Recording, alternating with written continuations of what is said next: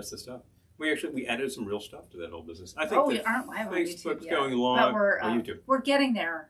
Coming along. But here we are on the Facebook. Hi, Mom. Hi, Andrew. Hello. Hello. We can see her comments. Oh, good. Something happened. We can see her comments. I hit the same button I always do. It's such an improvement over last time. The last 2 times. What can I say? But from time to time, these things just suddenly work and shocks. I know. Oh, I feel kind of naked. Pardon me. You don't look naked. But you're not fully dressed without a shark's tooth necklace that you actually killed yourself. That's true. I wrestled that shark myself. Here we go. I found it on my page too. Okay. I jest. No sharks were harmed in the making of this episode. That's true. There we go. And boom. So, how is everyone on this Thursday evening? It's beautiful here. It's a nice tiki room weather, I'm happy to say. All I have to say to that is, yeah. Hashtag goals made it right here, out in our room, which was revised within the past year because we had these new windows put in. I suppose technically... Not these new windows. Not these new windows. These are old windows. Probably dating from about 1954 as far as I can tell, so they have some age. But the interior windows, which we didn't technically have to do, but I'm really glad we did because those could leak like mad. And it's really great. Ron is keeping cool with a cold brew. Well, love it. That's a pretty good way to go. I might have a cold brew later. And I know you get some great tunes happening on the old jukebox there because stock in trade.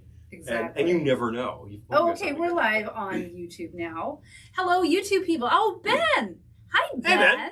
Wow. Northern Cal. Hello. And LPJ is cool. Thank you, new subscriber. Hello, welcome. Well, thank you so much for coming in. Yes. From time to time, I start to think these social things don't actually share what we do, so nobody gets to discover us. And they think, oh, brother. But you did. But we're happy you're here. But you did. Thank you. So I'm glad you did because, hey, let's give you something kind of fun. How about that? I hope so. Yeah. Hi, Janice. Good to see you. Yeah. Yay. Okay. In the Velvetiki Room. In the Velvetiki. It's actually really hard to sing. Copy. Right infringement. And also copyright infringement, so I will stop before the estate of the Sherman Brothers knocks on my door. Lisa Errol. Oh, no, Lisa Errol is off on a business trip. Okay. Well, I'm glad you're here, Lisa. Lisa Solo. We'll miss Errol this evening. Yeah, but Lisa Solo is so great. Yeah. So there we go. But we're happy you're here. So yay. But definitely. All right. So we were inspired to be out here because it's been... Janice is resting after spending the day cleaning my outside bar area. I understand. Wow. If this is sort of your inaugural cleanup to the exterior bar area, and you're checking out... hi, Marisa. And if that's subbing also as a grill area... And hi, Julie. You potentially got like a half a season worth of like sticky stuff and grease out there that you're like, oh, geez, I'm finally hitting that. I hear you. Yeah. So, yeah, because I just did the grill the other day and really hadn't cleaned it properly this season. And as soon as I popped it apart, I'm like, oh, wow. You just got to get that plastic scraper in there, like bang, bang, bang. A whole ton of stuff came off. So operating much better now, thank you. And the bar, man, every time we finish a broadcast, you clean it off, and then later on you find out a little drip over there. That's... Oh, LPJ active bar. Cool. Loves that all happens. The vintage things. Thank you. Thank you. Thank you very much. We have a few vintage thingies. Like if you're new to this particular room, this lamp dates from I don't know. It's actually a plant hanger. Plant hanger. Okay. Well, it's not a lamp. It's not. I think it's just like a sculpture. This like is a true. shell sculpture. This is true, and we illuminated it. Yeah, we put fairly a swag lamp fixture in it. But yeah, I think I did that long enough ago that's like my old method for illuminating that, but works. We got one of those little spiral fluorescents, and this has this sort of a neon look to it, which is fun. These above our heads here, you can certainly see just a little bit of this. Well, maybe you can't see it on the screen. No, yeah. Can't see them at all. I'm talking out my side of my head. I'm seeing what you can see. Yep. The float light. I made that. This is absolutely correct. This is a bundle of dead head vases, not vases. Bottles. Dead head rum bottles. They're not bottles. They're the glassware. Actually, plasticware. They are? Yeah. Oh. Bottles are bigger. Okay. It's much lighter too. So these are the containers, the cups, the mugs, Mugs is what I'm looking for. We have them in a net in our dining room, the bottles. Mhm. So Yes. yeah, Absolutely. these are puffer fish that we illuminated. Yep. Now you And can buy what those else? when you buy those, they're full of cotton and you have to like fish it all out, and then you can buy one of those light kits. This is vintage. That goes into a blow mold and just cut a hole in it, which is a bit of a skill. And then you can put it in, and you have to be wearing gloves because Hi, Abra. these guys are, of course, well armored for a good reason. Yay! Well, I'm all sorts so of fun happy stuff. to see everyone. Hi, K-Mom14. Hey, come on. Good to see you. Okay. The bar itself, despite the fact that it has this cool look to it that could be vintage, is not. We built this. The actual top and the three shelves are 3 shelves and a top are MDF, and they're all based on the same sort of boomerang pattern.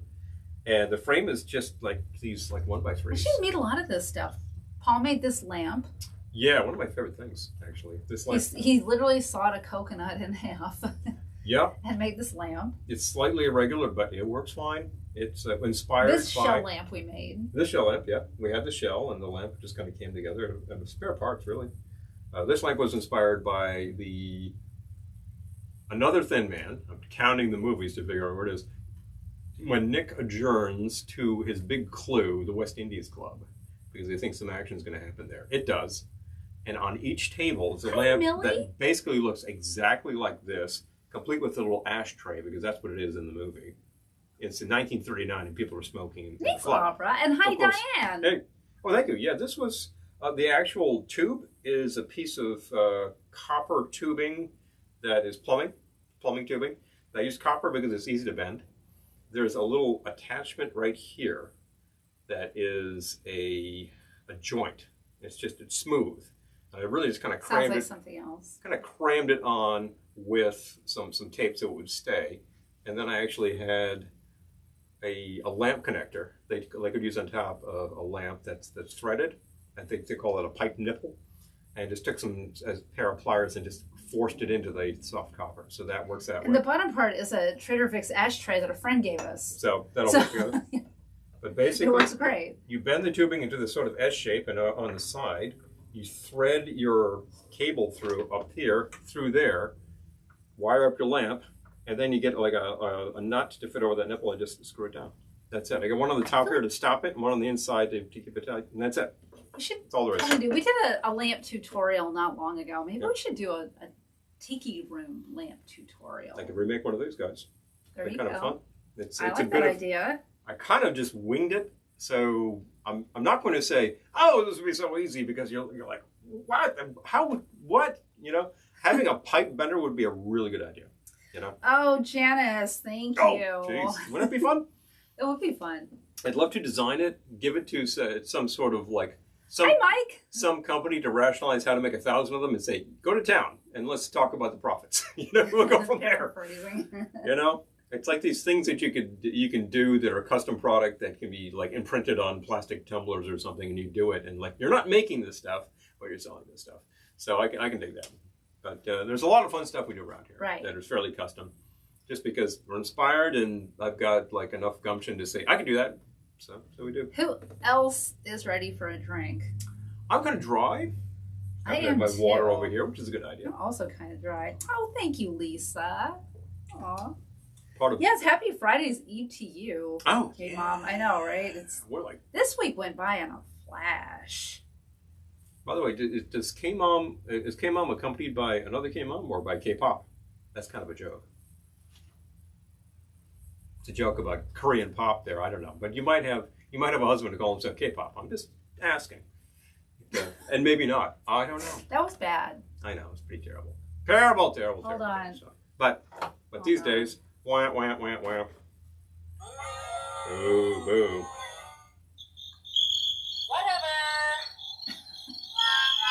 There you go. That's the appropriate That's what I was sound right looking for. Okay. there. Hey, just asking. You can always ask. All right. If that's so- inappropriate, I'm sorry. We're Dad, just here yes, on that was a broadcast. dad joke. All right. Yeah, dad joke. Dad joke if I Dad ever joke. heard one. I tell you, Okay. dad so jokes are pretty bad. drink time. We thought for this evening we could do tiki drinks in stemware. Hello. I know these We happen to have some fantastic tiki stemware. These are old, probably Old enough. At least 10 Over years 10 years. old. Yeah. That we got from Tiki Farm. They don't have, they might have, I don't know if they have others anymore, but you can, Trader Vic's has some. Yeah. That are similar, not this exact one, but very similar design So with like the ceramic base and the glass top. If you're thinking in your tiki room, you'd like some tiki stemware, I would check out Trader Vic's. Definitely. These are called Martiki. They are off the market, off the primary market. You can find them sometimes on the secondary market, and if you're patient, you probably don't have to pay an arm and a leg. And if you probably frequently find them singly, because there's a certain fragility here, and the one will end up breaking, and then you're left with one. And who wants one? You know. I know. I tell you. I'm going to hike this back so that this is actually not in the way of things. So I'm trying to decide which one I want to make first. Well. Isn't that the question of the hour? Okay. I'm thinking I want to start with the boomerang. Okay. I picked out 4 to make, and then we'll see what happens after that. Not 4 apiece. Oh boy. Definitely not 4 apiece. We know what'll happen. We leave the room and this goes to dead air. You know, I gotta go lie down. You know? Not happening. Yeah, no, not okay. Not All good. right, Not so let's catch up. Hi, Bill. Just came on. Good to hear. All right. Well, it's not. That sounded wrong too. But I'm glad. Don't talk. I'm glad that that you're good with the bad jokes, because hey, we got a million of them. You should stop talking now. You need to stop talking. You need to stop talking. It's like Olivia Benson on Law and Order SVU. You need to stop. To stop talking right now. Yeah. Well, all the perps need to just lawyer up and shut up. So you need to stop talking. I'll do the same. There we go. Okay. So I drink. Yes. Finally. Going to start with the boomerang, which is a Trader Vic's drink, as far as I know. Boomerang, baby.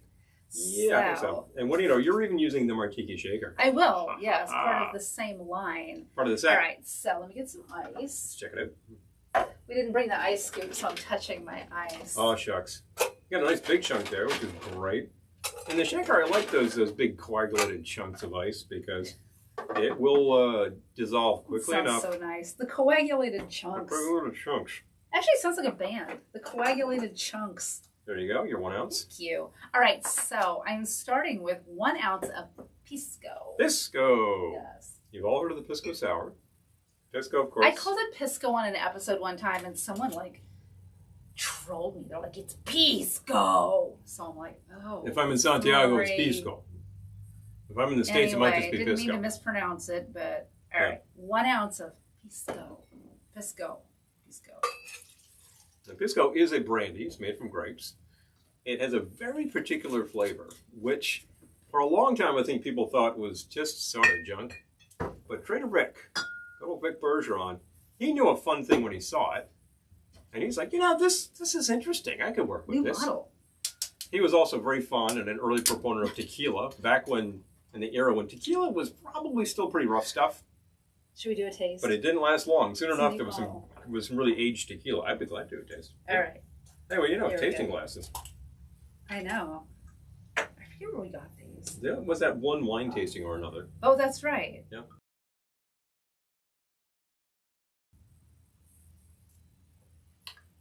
But I'm still getting some flavor notes in there. Yeah. I like that a lot better than another light rum that shall remain nameless. Yes. So anyway, 1 ounce of Pisco, 1 ounce of light rum. Noise from next door, because, of course, we couldn't possibly be out here on a broadcast without somebody firing up some lawn equipment or the dogs going nuts. I was saying to Paul earlier, I'm like, it's so quiet in the neighborhood. Oh, it can't possibly last. It's so quiet. Anyway. You need 3/4 ounce of passion fruit. I do. Here's a perfect 3/4 measure. Awesome. Thank you. What was that? No, that's a 3/4 measure. Hard to tell that. And this is your passion. All right, so let's catch up. The passion we make ourselves and is excellent. If you'd like to know how, ask us, and I can tell you it's pretty simple. Oh, good. Hi, Jeremy. Hey, good to see you. Oh, I love Olivia Benson, too. I love SVU. I love all those procedural shows. She is so cut and dried with these things. Oh, Mike, you were just in New York? Oh, I wish I'd known. But... The Russian Tea Room. Oh, yeah. Yeah. Yeah. Well, you know, you got a couple of places that you could have hit for tiki, although the big city is still a little bereft on that. Oh, okay, Mom. Right now I'm making the boomerang. Boomerang. Yeah. These are all. Boomerang baby. This is not an original. This is It's a Trader Vic original. Yeah, I think, as far as I know. I believe that. Yeah, we saw that in a couple of Vic's books, and that's the stuff. So that was 1 ounce of pisco, 1 ounce of light rum, and then 3/4 of an ounce passion fruit syrup. You said hi to Peter. I did not. Hi, Peter. It was Peter's at Quinn's. Hello. Hey, we love Quinn's. Quinn's is awesome. They have a fine selection of drinks themselves, some of which are on their menu that we invented. We did a couple drinks for one of the parties. I don't think it's on the menu permanently, but it's on the menu for go-go night. It's a good thing. All right. Thank you. I enjoyed it much, and so did the audience. So we got a lot of compliments. Yep. So that was great. They sold a few. Okay. More than a few. So 1 ounce pisco, 1 ounce light rum, 3/4 of an ounce passion fruit syrup, and 1/2 ounce of fresh lemon juice. Lemon juice. Sorry. We have both. We do have both.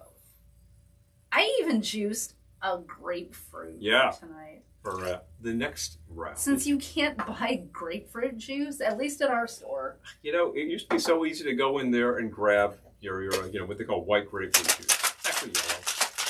But from the white grapefruits. And then you can buy the ruby red, which as it turns out is a juice drink.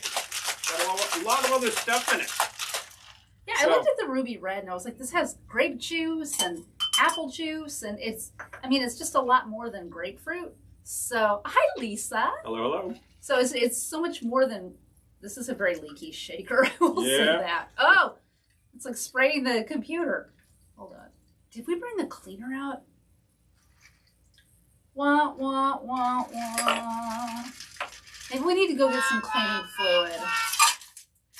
Wow, this shaker I'll allow you to take a draft off that The shaker first. is very cute and a little drippy. Shakers of this design tend to have that problem, so I don't tend to use them too much, but they're fun. So you find a lot of vintage shakers that look like that. I'm going to be very careful. This is quite full. Yep. A little full, a lot of sap. Boomerang baby. Thank you. Oh yeah, that's got a really nice, balanced tropical sour going on. The boomerang. It's really just an up drink that is a sour that happens to have the passion. That adds a lot of tart. Yes, which I like. The passion pulp itself, to begin with, is a little sweet, but a lot of tart. And then you just cut it half and half with sugar syrup, and then you've got your passion syrup. So there you go. It was beautiful here today. Really nice. Yeah, it wasn't too hot. It wasn't chilly. It was just right. To the point where, like right now, exterior temp probably low 60s, interior temp warm. Yeah, it's nice in here. Really warm. To the point where I feel like cracking a window, but then it's going to really blow off, and then it'll be chilly in here. Happy I don't have to go. Nah, I don't want to be chilly. I'll contain the heat. I'll contain the heat for you. Yeah, that's fine. Please. So. Should I go get the cleaning fluid? If you get the cleaning fluid, I will proceed with the next drink-a-reno. I'll be back with some paper towels and some cleaner. The old RC fluid. Yes. And by the way, when I say RC fluid, you think, is that based on RC Cola? No.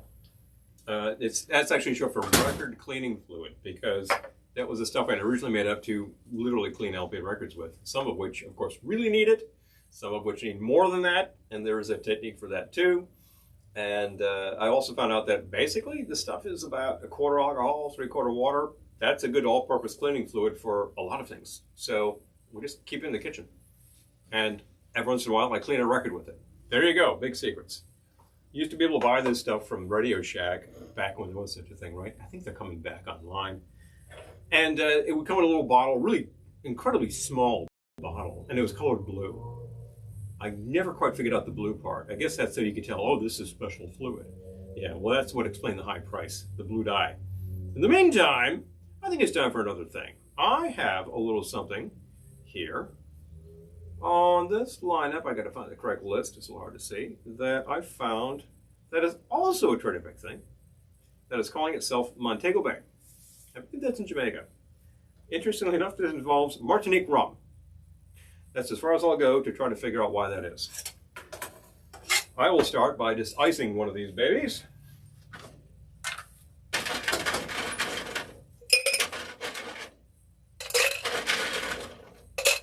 That'll do. I wasn't here to ice you.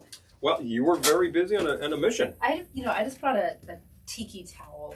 I did better than paper towels. Oh, well, there we go. We can clean up and be just fine. Reusable. Reuse. That's better, right? Yeah, it is better. Okay. The Martinique rum, I believe, is probably behind you. Yep. And the 1 ounce right pour here. is right here. Right here. This is the 1 ounce. You'll sometimes hear me refer to this as the pony in the shot because this is a pony and that's a shot. There you go. Every once in a while, I'll say something like, "Where's my pony?" And this makes for very entertaining things if you have the text riding by underneath your screen. Where's my pony? You know? Weren't we all promised a pony? Yeah. Jeremy, don't mix up those fluids. Could ruin your night. Oh, jeez, yeah. You don't want to spritz of the RC Oh, fluid. yeah. Abra, the Trader Vic's macadamia is good, isn't it? It is really good. We don't have any of that currently. We are That's out. good stuff. Out for a while now. Kind of a Good shame. stuff. But it is good stuff. So, this calls for 1 ounce of Martinique rum, and I think it said an aged Martinique. Well, we just happen to have Rum JM from Martinique. VSOP, baby. That sounded like a pretty good idea to me. What are we talking about here? This is one of these French rums from the islands that is aged in France called the Agricole. If you take a good sniff of this and you take a taste, you'll say, gee, it tastes an awful lot like cachaça. Yeah, well, made largely the same way and out of the same stuff, so it should, right? It tastes a little different. There's a flavor note going on. Frankly, that's not too dissimilar to what's happening with Pisco. Doesn't taste like Pisco, but there's notes in there. It is a rum. It doesn't taste like the stuff from Jamaica or the stuff from Puerto Rico. So we I'll start be done with with that. my drink before he gets done. Figures out this whole business here. Discussing the rum. You know, the P's and Q's of lime juice, please. Ah, If okay, you would. The lime is in this one. Half ounce of fresh lime with this. So far it's a fairly heavy hit of lime for only 1 ounce. I of like base. that. Yeah. You Where's would, my you would pony? like I that. know. Where's my Okay, pony? Jeremy, I think you might have named this evening's wild card drink. No. Where's my little pony, right? No, just where's my pony? Now, Peter's having Pinot in a can. Sounds déclassé, but I bet that's perfectly fine, friends. You know, Yep. I've enjoyed many a can of wine in my day. I certainly have. Dash of triple sec, if you would. We bitters out here. Did you bring bitters out here? I didn't bring bitters out here. Then no. Then we don't What have would bitters you out like? The Oh, the Angostura. Angostura is Okay. called for. Got it. Hate to make you walk again. That's okay. Yet It's again. It's not far. However, Not I far. forgot. This is a dash. Since this was a whole half ounce of lemon, so we'll give that a fairly heavy dash. Probably a little more than a dash. It's also, be careful here. Some things are a little balanced. Also takes a dash of the simple syrup.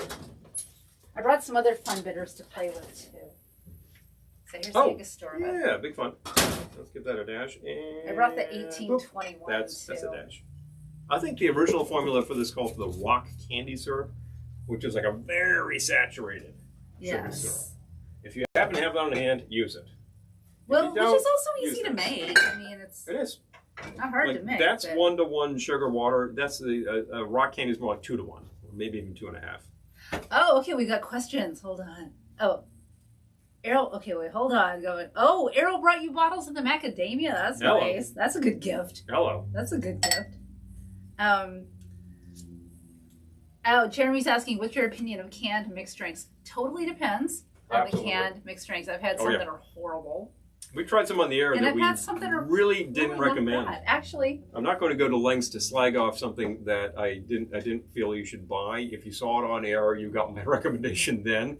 I would actually say there are certain things that we tried that I would recommend. Janice is saying canned wine is convenient for the beach, Yeah. right? Yeah. Right? Please. Totally agree. Seriously, it's like the right size. It's a can of wine is half of a 750. If you open the fridge, we have some canned cocktails in here. We have a couple. We happen to have these ones that were sent to us as promo, so I will note that this is sponsored material, folks.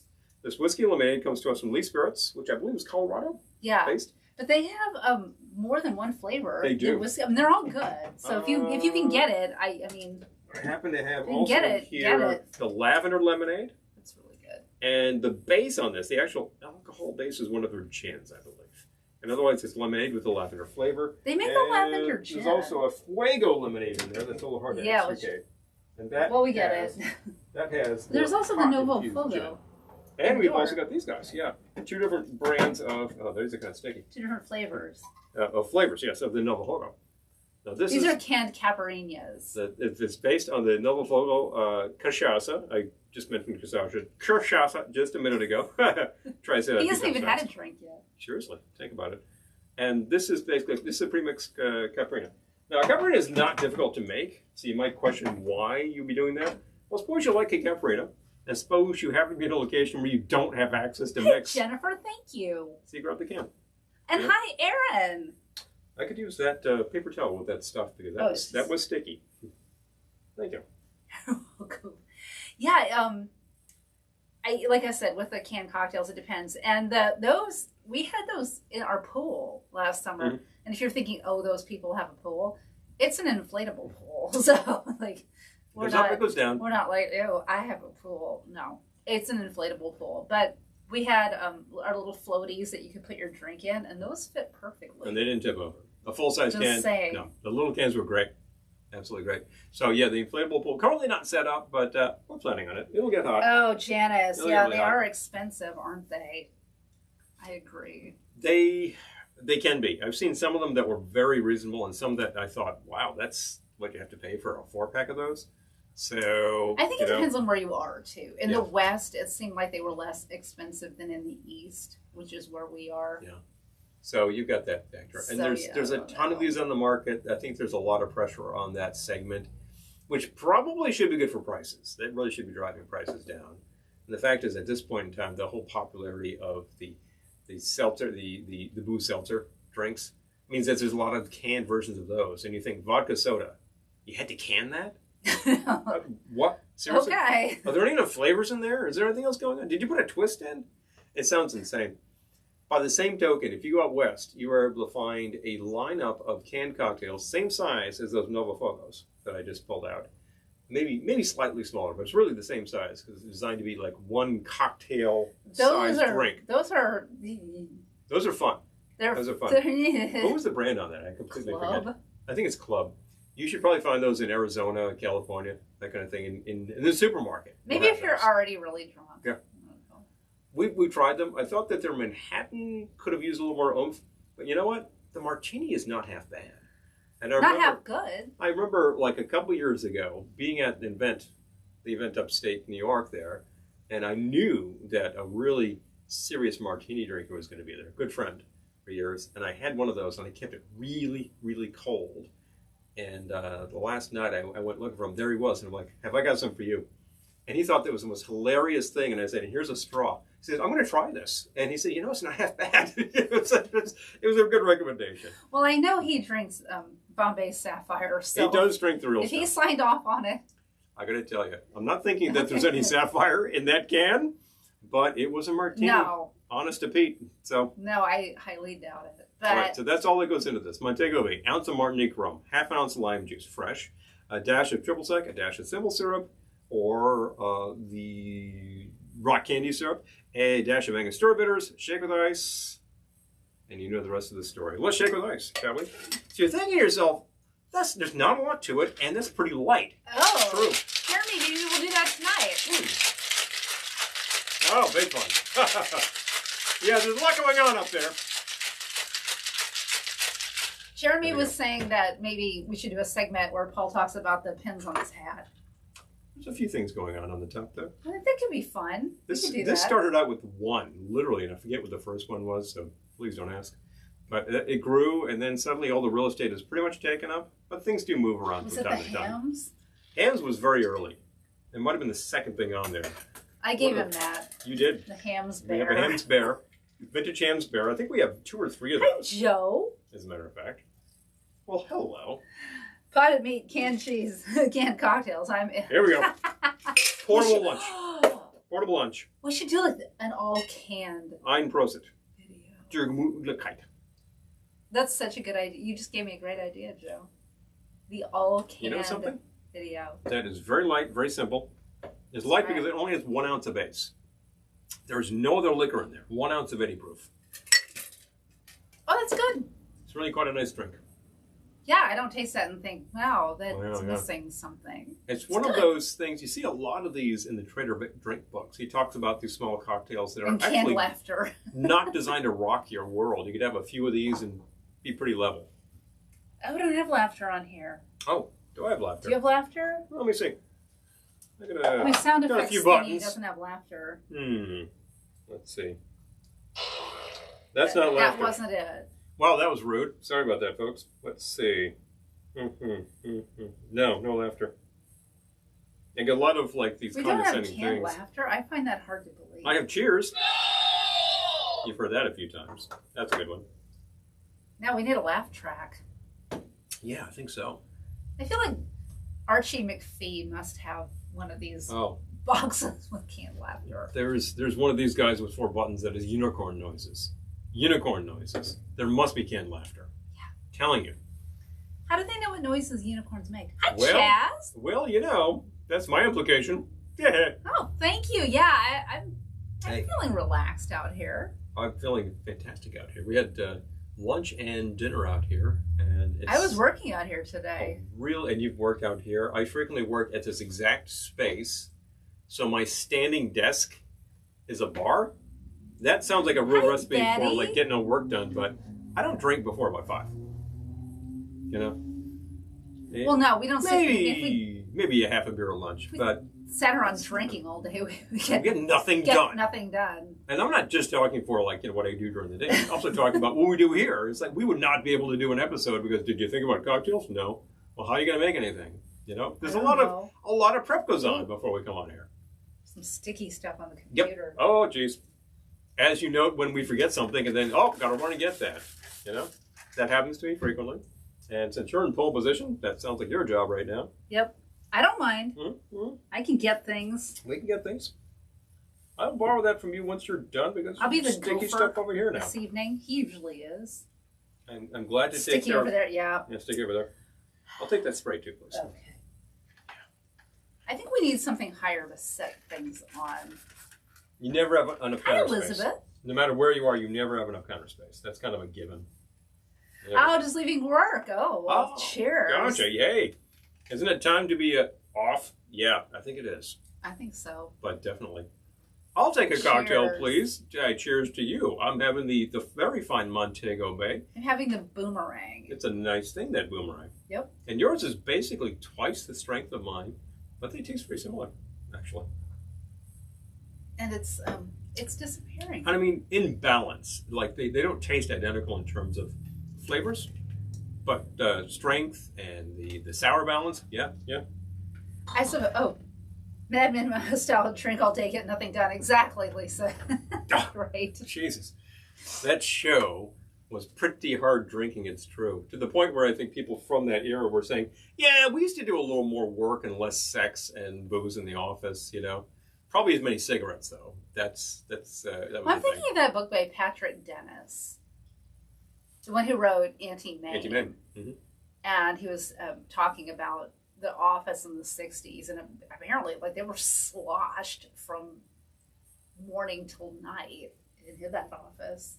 Well, okay. His office did resemble mine. Yeah, apparently Strongly. they were just completely loaded all day long. There was an aesthetic at the time where you had, several bottles. You had a small bar in your office, and if somebody wanted a finger or something, you would do it. I don't know that too many of these folks were set up to make, 15 different styles of drinks as much as they could serve you, vodka, whiskey, rye, and scotch. Chaz, that sounds Gin. great. We need a bigger fridge out here. I'm just saying. Beverage Chaz got fridge a for the new rum check. separate beverage refrigerator. I know, nice, right? Hey, Envious. we know that rum check because we shot an episode there. You can check It's that out. nice. And nice. Yeah, I the think- 3 martini lunch, Abra. They weren't joking. I think I know where that would go, as a matter of fact, because I'm getting the picture of that space in my mind. Isn't that fun? The 3 martini. That's sort of a cliche, but at the time some people did this. I think, if it's 3 martinis that contain about that much fluid, that's a little heavy. But if you're filling that glass 3 times, oh boy, if you have one of those contemporary glasses that's about 9 ounces. Hello, hospital. Now that we're redoing our living room, which New art came today. I'm so happy. We'll do Oh, a yeah. video in there soon when everything's done. Everything's not going to be done probably for, Takes some weeks. I would say, a But few we're weeks getting to there. a month because We're we're getting waiting on. There are certain pieces that need to We're come waiting in. on certain pieces, Yeah. but they're coming. But Brick by brick. I think 3 We'll do a things video were of it. delivered in the past week. We got the actual piece of furniture to sit on. the love seat, The I love love seat it. arrived. It lives up to its name. It was a stealth love seat. We didn't get any announcement. I walk out to the driveway to They just left check it in the something, driveway. and there it was. I'm like, oh, quick. And I give her a holler. You need to meet me outside. And we got Well, he that handed in. me my work gloves, and he's like, "You need to meet me outside." So yeah, so they just left it in the driveway, which was kind of hilarious. And then It was okay. I Art mean, our drive was came. protected. what else came? But the reason I mentioned this is, Chaz, I want a new refrigerator in the living room because we have a very, very old dorm-sized refrigerator in there, which is so loud in the middle of the night, and that wall backs up on our bedroom in the middle of the night. It's just like A lot of vibration. I've done a lot So to curb loud. that, and until I get about a 5-inch thick Velveteen sheet, I don't think there's much. Janet says if you're Yeah, working do it. from home, happy hour can start anytime. Well, that's kind of dangerous for us. There is a danger there, and we are equipped for such things. Oh, Chess, it's under the Under counter. counter. Yeah. Okay. Yeah, that's a good idea. I just want one. I mean, we don't have a counter to put it under, but we just need something that's not so loud because it really does sound like a prop plane taking off all night long. It used to be worse. The bathroom ceiling fan, which we had installed really just a few years ago. This place didn't have a ceiling fan, didn't have lighting, didn't have electricity. And we're talking in the bathroom, right? Didn't have a shower in the bath. Really, And it our was bathroom didn't literally have a bath. shower when we moved into the Literally house. a bathroom. There was no shower. So we installed the shower. We did the tiling. Over time, we put the electricity in, and we had the electrician firing up. Yes, Lisa, Thin Man. Oh yeah. It's the picture when he's shooting the ornaments off the Christmas tree. Where am I? Well, you're not in a shooting gallery. Yes. Thank you. I love it so much. Big fun. So we corrected all those things, and now that's entirely, up to code, up to spec. Oh my gosh, they have coffee table refrigerators that look like a coffee table. No Oh, way. hilarious! That's a good That idea. is hilarious. My point with the bathroom was that the ceiling fan, over time, developed a noise which she actually described. She simply termed the Sopwith cannel.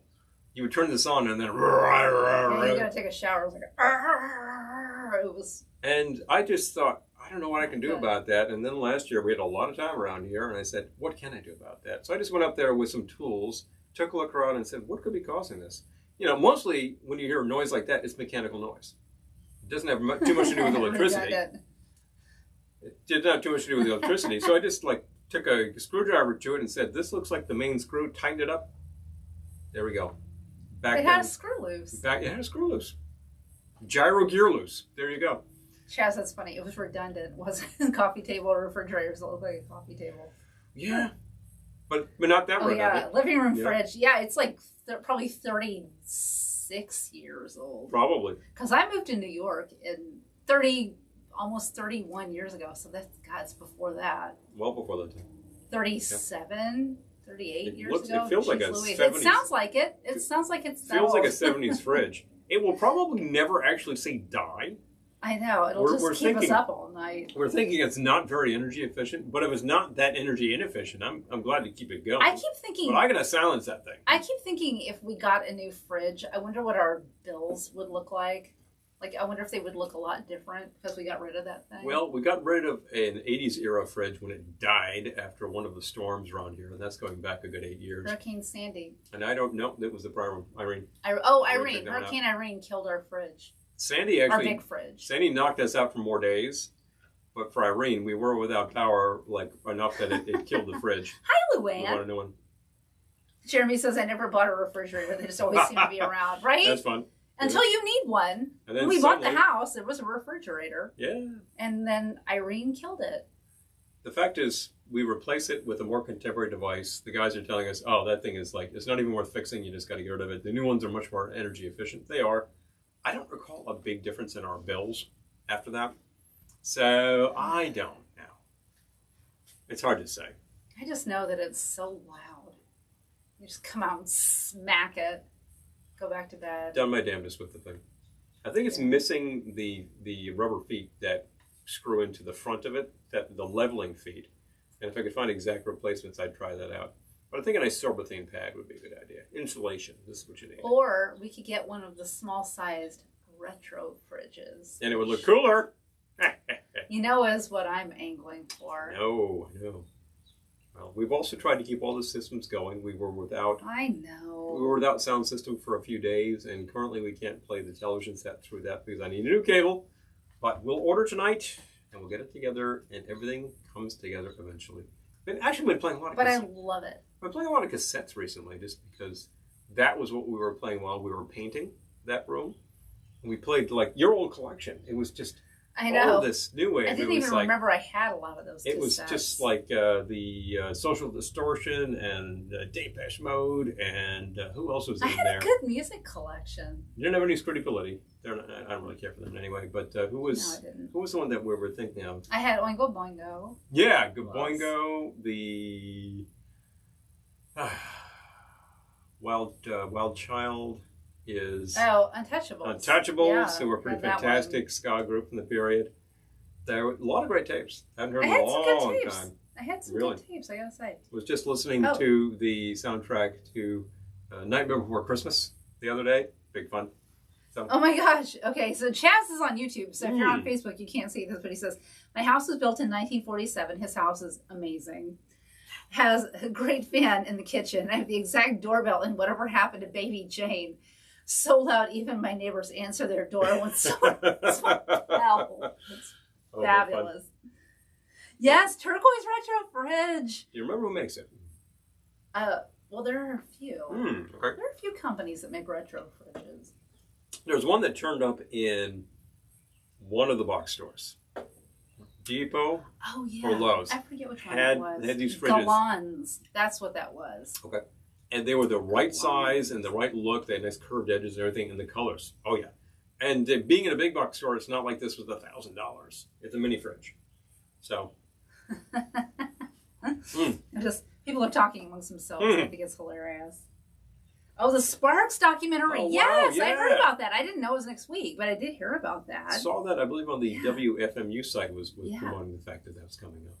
Big Chill. Big Chill has a lot of color choices now. They do.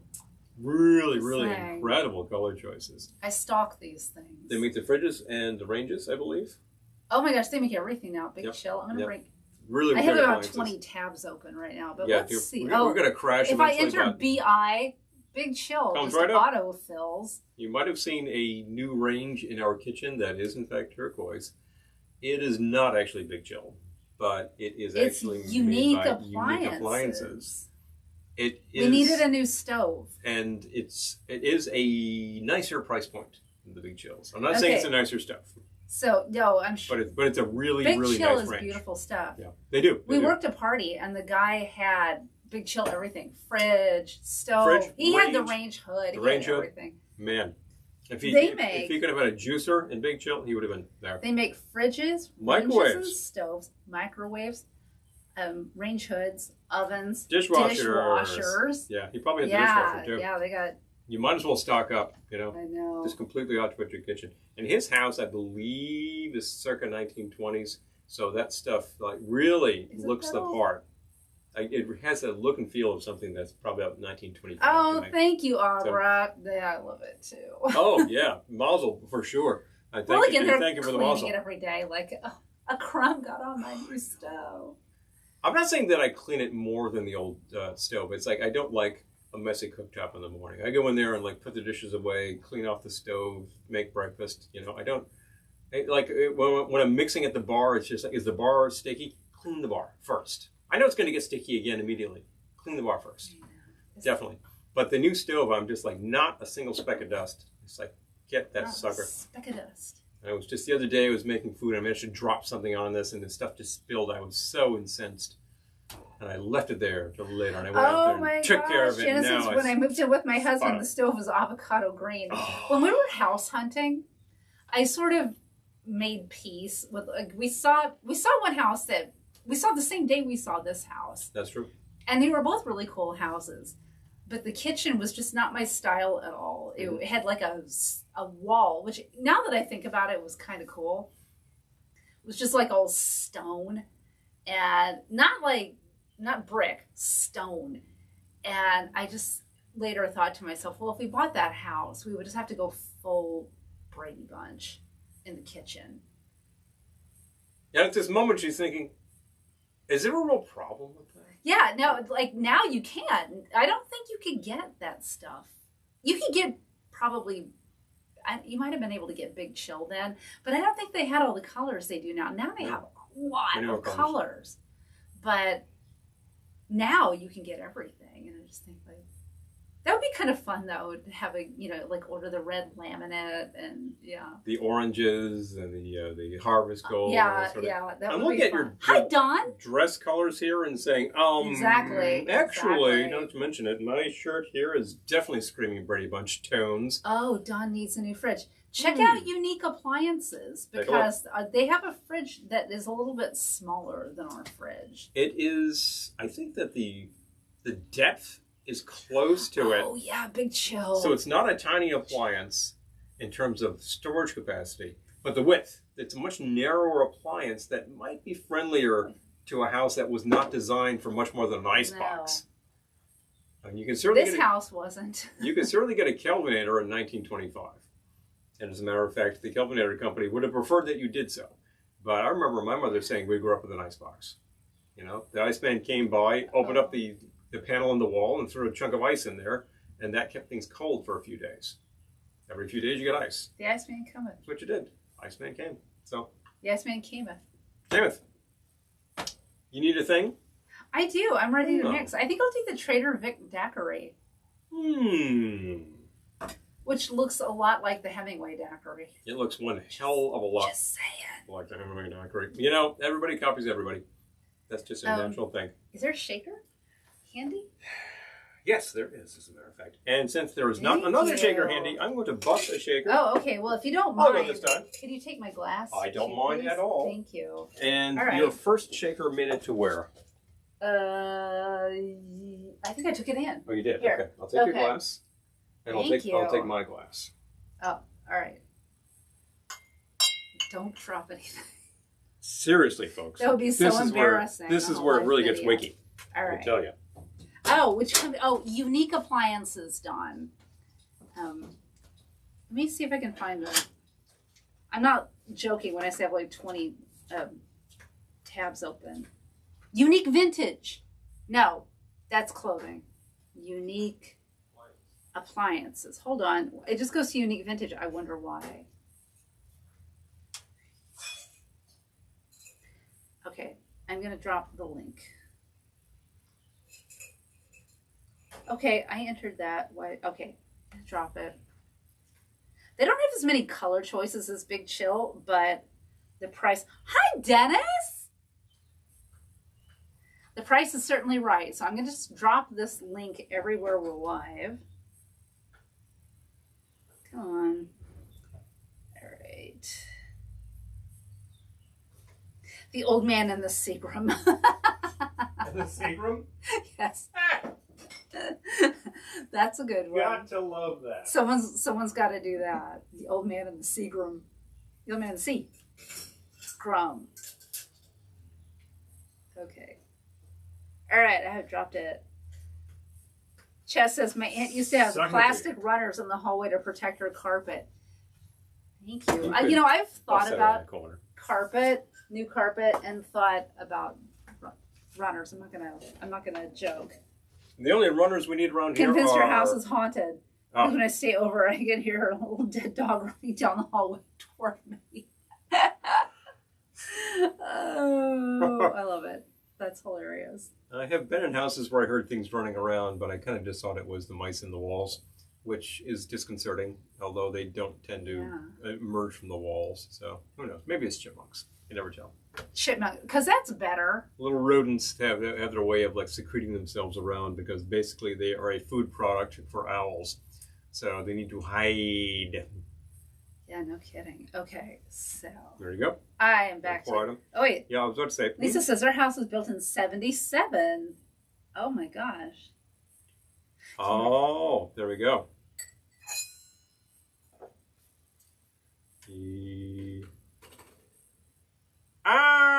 Yeah, you know that. Oh my gosh, Lisa! Yes, that stuff is coming back in style. Everything turns around.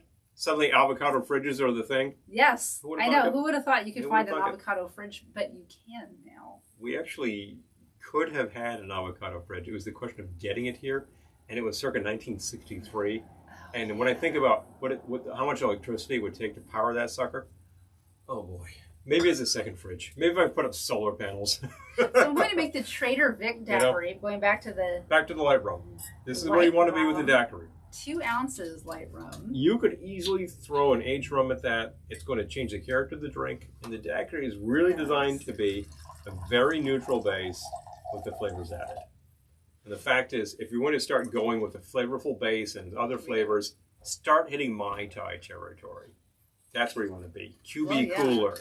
There you need an aged rum. Who doesn't want to be in Mai Tai territory? You know? Who doesn't want to have a QB cooler? Quiet Birdman forever, baby. Okay, that's the stuff. 2 ounces of light rum. ½ ounce maraschino. Ah, we haven't had some maraschino liqueur right here. The only maraschino we have left is in this little dasher bottle. But so you're going to have to dash out ½ ounce. Which is okay. Okay. You remembered, actually, that we had that. Because we're out of the big bottle of the stuff. And obviously we need to get it because... We can go buy it tomorrow. Without the maraschino, I cannot make the Singapore Sling, and I use maraschino in the Singapore Sling, nor can we make the aviation. And I happen to enjoy both of those, so... But there's enough in here for, I'd say maybe 3 drinks. Okay. We could certainly make an aviation on that. Okay. I think. But we should go get more. We should go get more. 2 ounces light rum, ½ ounce maraschino. Ounce of grapefruit juice. 1 ounce grapefruit juice.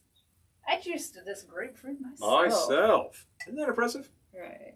It's not that impressive. She was asking about which squeezer to use, and I reminded her that we have an electric squeezer, one of those with the rotating thing on the top that your grandmother used. We had a cool squeezer I wasn't even thinking of, so I think maybe that needs to live in the kitchen. Use your words, Kelly. Needs to live in the kitchen. I know. I trip over words during these broadcasts all the time. You know, it calls for a ½ ounce of simple syrup, which I usually leave out. But with all that grapefruit juice, I think I'll perhaps you will. I got some simple right here. I got the simple right here at home. You know what? Could you actually grab that simple while I grab those Cokes? Because they're taking a tumble. It was Cokes that fell over. Yep. We put too many things in the fridge. Just saying. We'll have some cold Cokes. Cold Cokes. Telling you. All right, ½ ounce simple syrup. Did I hear Dennis is here? Yeah, hey! In the Outer Banks. Well, at the Outer Banks. Yeah, it's that time of year already. I was just saying I desperately need vacations, so I'm envious. Thank you. And then a ½ ounce fresh lime juice. You know, when you say you're going to the shore, you don't mean Jersey. No, you went to the shore. For real. ½ ounce fresh lime juice. That's a great tradition. That's really nice. It's nice. Shake with ice and strain? Yes, and you know what? I will use... Did you bring out those peels? Yes, I did. Which one do you need? I'll take a lemon peel. Coming your way. All right. Let's shake with ice and strain into my cocktail glass. I love that. What? You hear one ghost, there's 1,000 you don't hear. Oh, my. As long as it's not poltergeist or, Amityville Horror with the house going, get out. I do that all the time. Yeah, we know that Amityville was just a gag. They needed the money. They wrote it with his lawyer. I have a true story.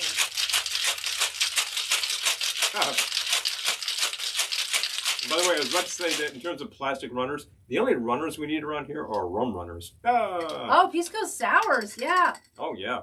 Arizona Mice die of heat frustration. I bet they do. That's hilarious. I bet they do. What was I going to say? You need a lemon. What were we talking about? Lemon peel? Just a second ago. Oh, Amityville Horror. Thank you. My 6th grade teacher spent about half the school year. We would come back from lunch, and he would spend the second half of the day reading Amityville Horror aloud to us. He read the entire book aloud to my class when we were supposed to be doing classwork. I remember having books read to us even in that period. Well past the point where you needed a book read to you. but I don't remember anything like that. And Amityville, I remember seeing the movie at the time, and it was like, whoa, you know. And in retrospect, it's a fantastic bit of BS. That's all it is. Velvetiki Daiquiri. Let's not fool ourselves here. Oh, so good. Here. The Velvetiki Daiquiri is your basic Hemingway style daiquiri. Right. In which case, we can thank Mr. Constantine Ribalagua, who was at Sloppy Joe's bar? He was at a bar in Havana. That's where Hemingway was spending all of his time getting crocked. And he was getting crocked on these, because this is a really superior daiquiri. I can see why. It's quite enjoyable. It's got some more depth, because you've added more citrus to it. Yep. And different citrus.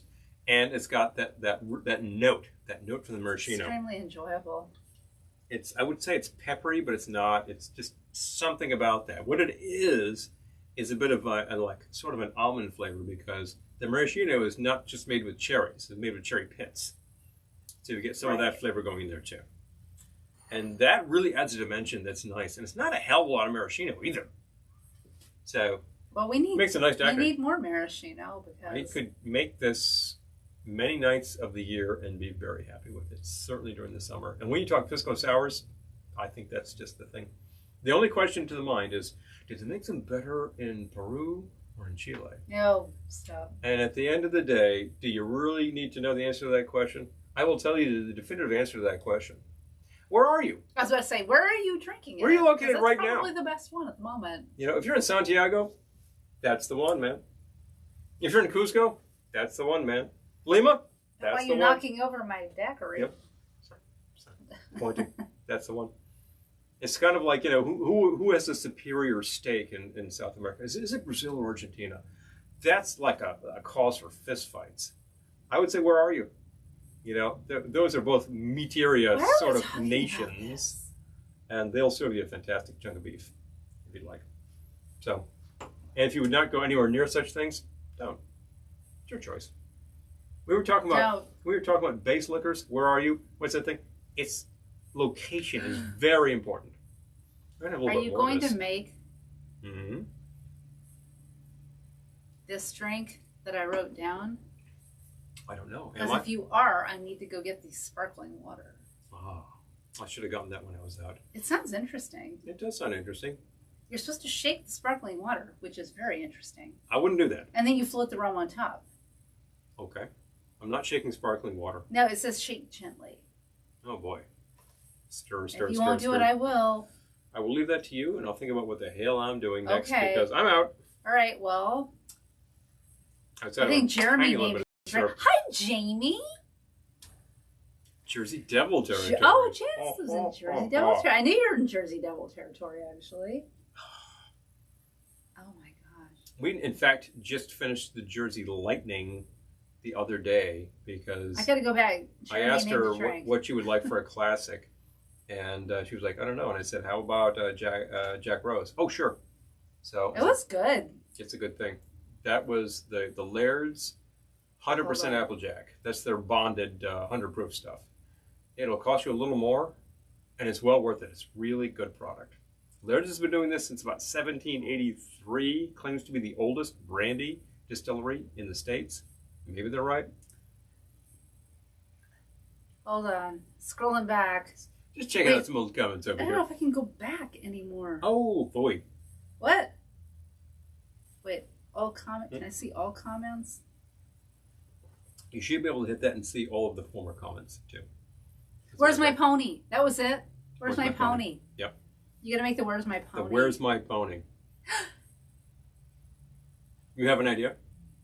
No, but I have the perfect topper. Yes. You bought it today. I did, didn't I? You don't have to. We can save Where's My Pony for another night. But if I got it, I got it. Okay. Well, I'll think on that. Let's see what we could possibly do. Where's my pony? That implies so many things. I know that some of you are thinking, my pony. I was kind of thinking, where's my jet car? Yeah, jet car and skateboard. But many people are promised a pony. Okay, hold on. Lisa says, back in the 70s, when I was in grade school, I needed to have a book report for class. I didn't know I was going to do one on. My mom reads all the time, So I went and took one of her books and did a report. Of course, being young and dumb, did a report in the book called Helter Skelter. Oh. Oh my! Oh my God, that's hilarious. Those are the sorts of things that will take us way, I thought you were going to say it was like Valley of the back. Dolls or something. That era, when we were extremely young, that era was upon us, and it got a lot of people really paranoid about the counterculture. Well, they should have been, because if we were to start talking about characters like Manson, he exploited things left and right to his own effect. Well, Yes. It didn't last too long. They caught up with him. But Yeah, I'm also, Elizabeth Pisco Sours. Oh, yeah. Yeah. I'm trying to think about like books that were kicking around my mother's house that would have made an interesting book report, like Looking for Mr. Goodbar, Valley of the Dolls. Yeah, that would have been fun. Valley of the Dolls book report. Ooh, Chaz, does your drink have a name? That sounds great. Hello. Oh yeah. Chaz made a drink. We'll have to make it on here. If you give us permission to use your drink recipe, we'll have to do it. Yep. Very happy to check. We got to that make out. sure we have everything, but that Well, sounds delicious. We can probably certainly do that. When Arturo went to Machu Picchu, he said they acclimated you to the altitude in Cusco. Then, when they got on the bus, because you can only go by tour, everyone passed out or had a nosebleed. Oh no! The time when we were actually clearing out your grandfather's effects. You know, he unfortunately died going back over 10 years. And we were there in just north of Colorado Springs. Woodland Park. Woodland Park. And I was perfectly fine until we started hauling stuff out to the car. And the second box, I'm like, I'm short of breath. And then somebody hit me. Yeah, because you're about a mile up. Yeah. You're not used to the thinness of the atmosphere. The thinness of the atmos. If you live there, you get used to it. Everything works. You have to like give extra time when you're cooking and all that because of the differential in pressure.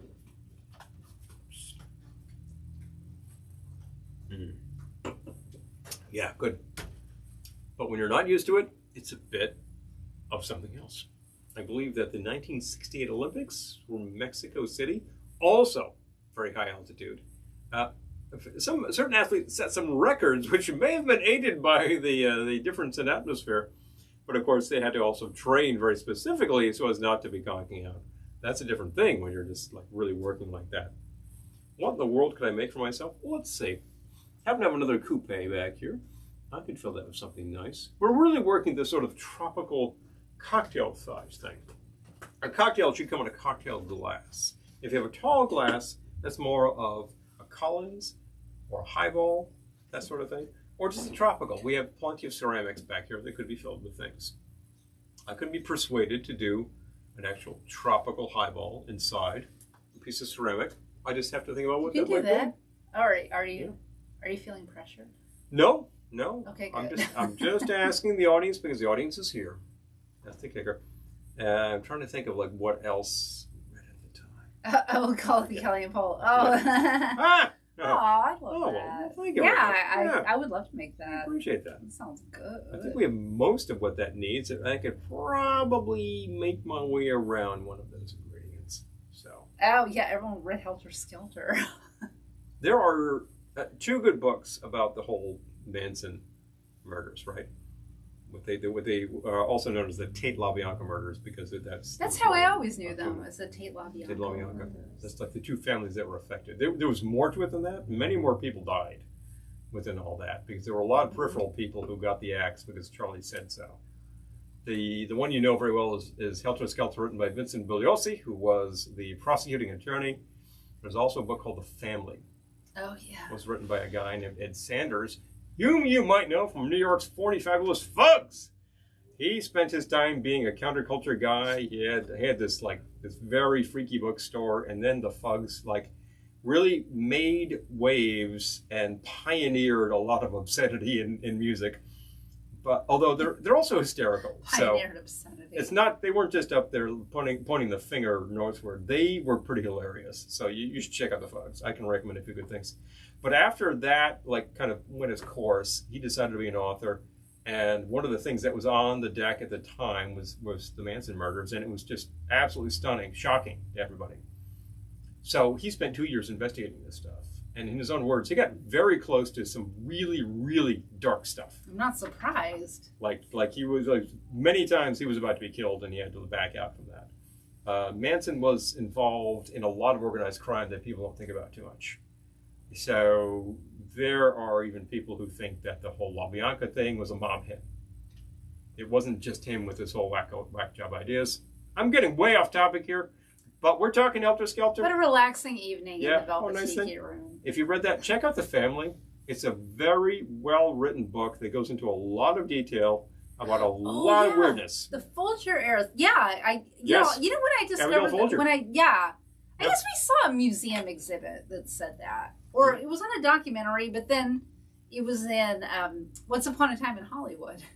Right. She was a character, so. She was the character who, within that telling, different things happen. Right. I don't have to tell you all that if you've seen it. If you haven't seen it, it's worth a look. It's really a very loving look at 1960s, late 60s Hollywood, particularly the whole television architecture at the time. And it's a real love letter to Sharon Tate. So, Chess says, my grandparents convinced me as a kid Disneyland was right behind the mountains we live near in Arizona. So when the Manson family was slaughtering people, I thought they were right in the hills behind us. Jeez. That'll stop your heart. Good grief. God. Oh, man. Yeah. No, and don't worry about starting any kind of thread. This group can take anything. We're not here to discuss negative things or really how terrible this is or that is. We're here to discuss real things and realistic things, and it's all within our experience. These things, these books were real. When we were young, there was such a book as Helter Skelter. What was that all about? Oh, good God! When you read it, it was yeah. I remember when I was about 12 or 13, asking my mother about a book called "No One Here Gets Out Alive." Oh yeah. And she was like, "That's not that book about that Manson guy." I was like, "No, it's about Jim Morrison." So. So she bought it for me. I read about the Doors. Well, that's a trip, too. It was written by their road manager.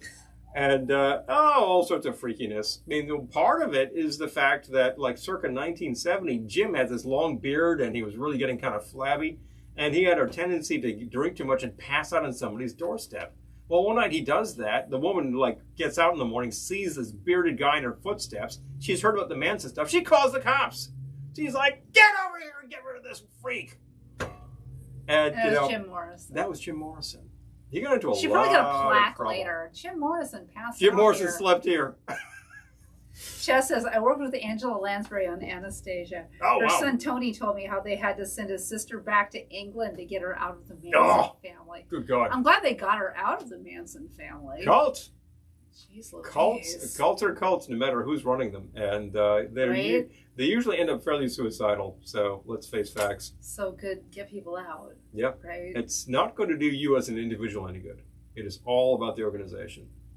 So if you want to live your life, that's it. That's it. So that's the stuff. We'll talk about anything. I was mentioning the book, not any of this stuff, Amityville Horror, which of course is about a different style of horror. The house that's based around, there were some murders back in the 70s. Somebody that cleared up, somebody bought the house, and then he starts telling tales about things happening. Yeah, well, you also hear that they had some monetary problems, so he sat there with his lawyer over a bottle of scotch and came up with a story. And none of this happened. The walls didn't bleed jello. It made a good movie, good little horror picture. Kind of stupid, but that's the era. I just remember people reading that. Stupid. I remember people reading that and saying, the house said get out, blah, blah, blah. Now I think about that, I'm like, get out. Well, that was on The Simpsons too, right? Oh, yeah. They had to do that. Hi, Doug. Mr. Drysdale's secretary. Yes. Oh, yeah. Death row. Nancy Culp. She's awesome. Yeah, she was awesome. What was her character's name? Now I'm totally spacing. Hold on. Yeah, give me a second. Hilarious stuff. I could have told you 30 seconds ago. I know.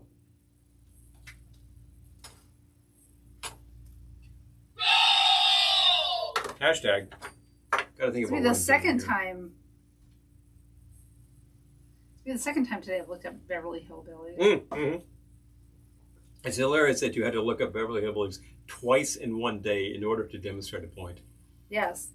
But the last time, second point I've made with Beverly Hillbillies. the last time was Granny, and that was prompted by a post that I made, which was Miss your post was highly Hathaway. appropriate. Miss Miss Hathaway. I wanted to say Miss Hathaway, but I thought it was wrong. Because we always remember, like Mr. Drysdale, like, Miss Hathaway, get down there quickly. They're about to pull Oh on the my way out of the gosh, bank. Elizabeth did a book report on Helter Skelter. She really did it. Sophomore year. We didn't get to read anything like that sophomore year. Oh, what the hell did we read? A lot of literature. Yeah. Literature. Jeez. None of these true crime thrillers. You'll remember this. Chad said, remember when the Guinness Book of World Records had all the really horrific human oddities? When I met him, and he still had his old room back in his mom's house, he didn't live there. He didn't live Not there. at the time. But she hadn't Didn't moved anything out of his room, so I got to see his room. Time capsule. It was when he lived in it. And he had like all the Guinness books of like a whole bunch of years lined up. Yeah. It was Probably from about 1976 onward, because I started collecting them. Here, hold on. You would get them. You would get them every year with the Scholastic Sharon Book Club. Tate. So yeah.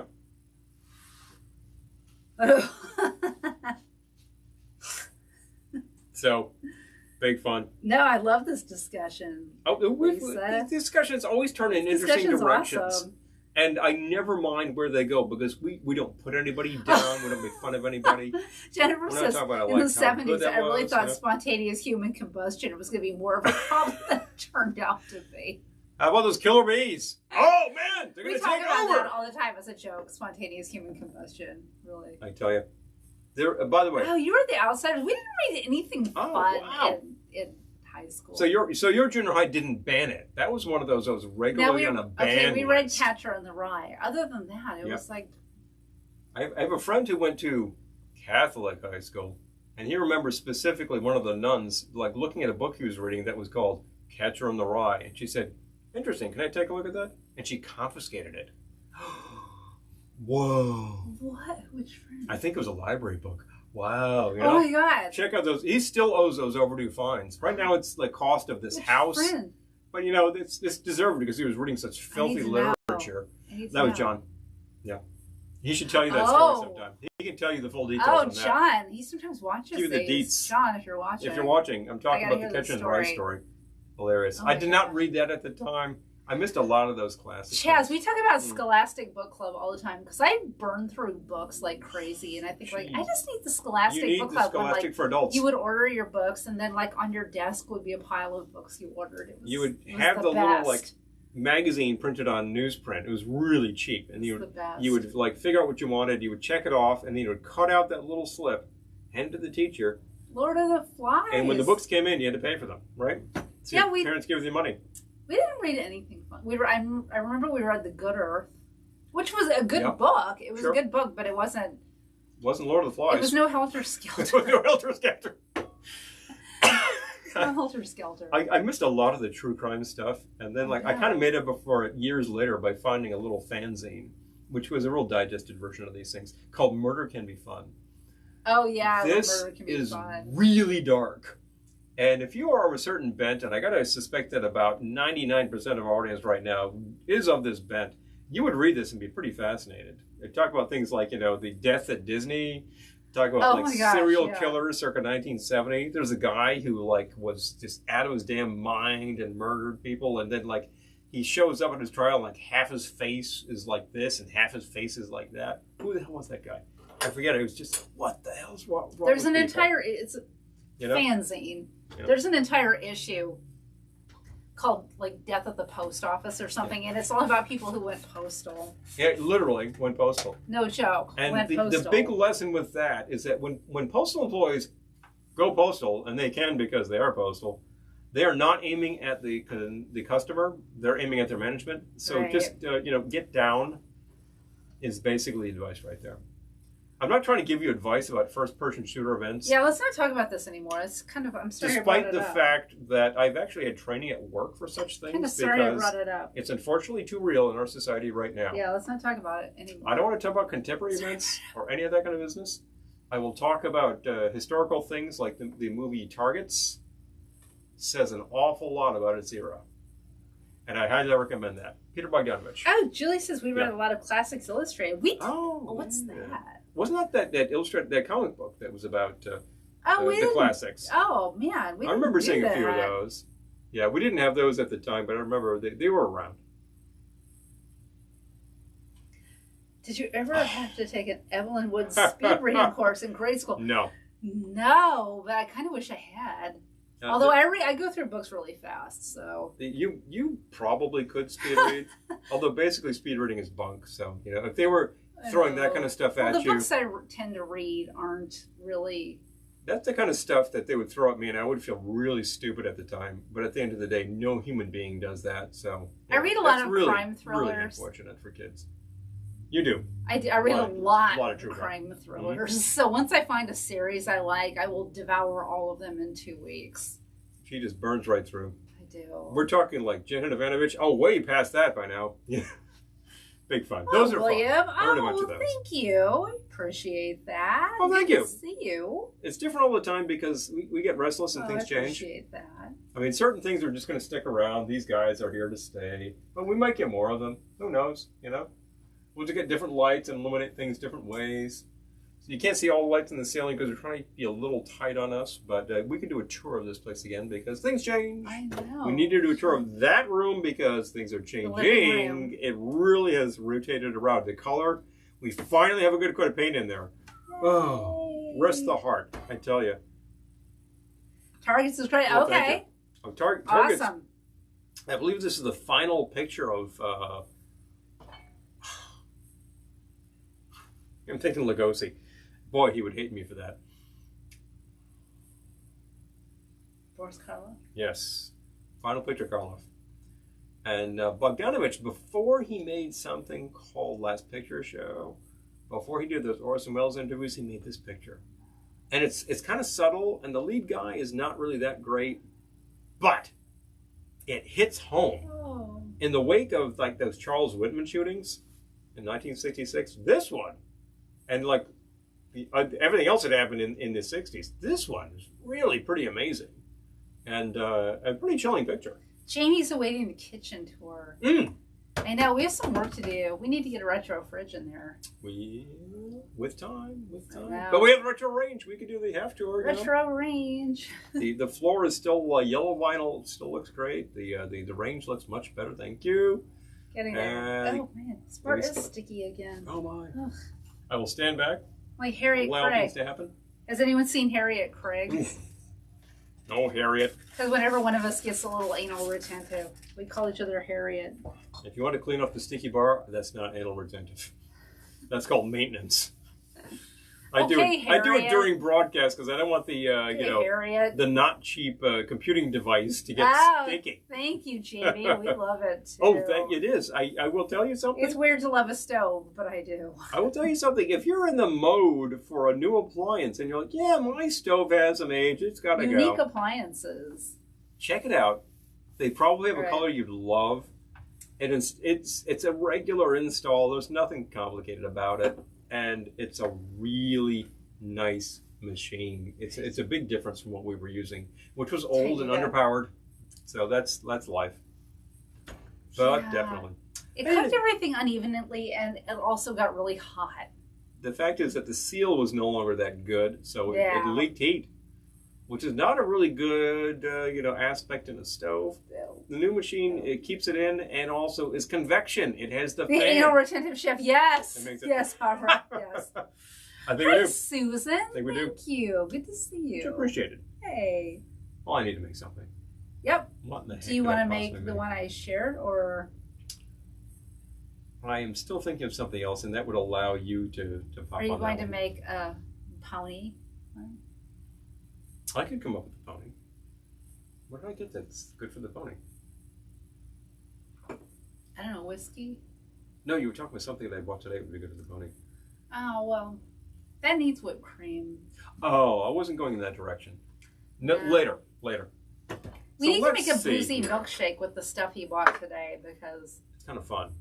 Yeah, maybe next week. Occasionally, I recommend visiting places like Home Goods because they have a lot of food products, and a lot of them are very good for cocktail products. Says, crime seems so much more gritty and dirty in the 60s and 70s. I know. Well, think of the cop shows. If you were set in New York, let's say Kojak. If you were set in Los Angeles, like Policewoman, these cities were really dirty. New York still had a lot of industry around it, so there was a lot more soot. You look at the texture in a film like Shaft, shot in early 1971. It just looks like grime, you know. It's such a dirty place. I need to share these. And Shaft is just like straight up. He's totally clean. He's ready to go, and he's just walking around in all this junk. But he makes his way because he's one cool character. All right, so I'm making a list of video ideas for upcoming. I've got the canned idea because I think that's hilarious. Yeah. Everything came from a can. Please. And could be done. These procedurals. I said SVU because that's kind of, I love Law and Order SVU, but some crime procedurals. I started watching Bull. Which is a Does anyone here like Bull? I started watching that and I'm like, it's a fun concept. Yeah. Never seen them. Yeah, no, it's Fun. good. But, That's a good thing. Yeah. I want to know if there are any Bull fans here because I kind of enjoyed it. I have a shaker. I should fill that with things. Also, what else are you watching? Because I plowed through the first season of Girls 5 Eva, and I need to be on that show. So if you know who cast that show, I sing. She kind of does. I could be on it. Yep. Let's make that happen. That show is goofy, funny, and at times just hilarious. It certainly talks about the industry and many industries by now. I'll recommend it.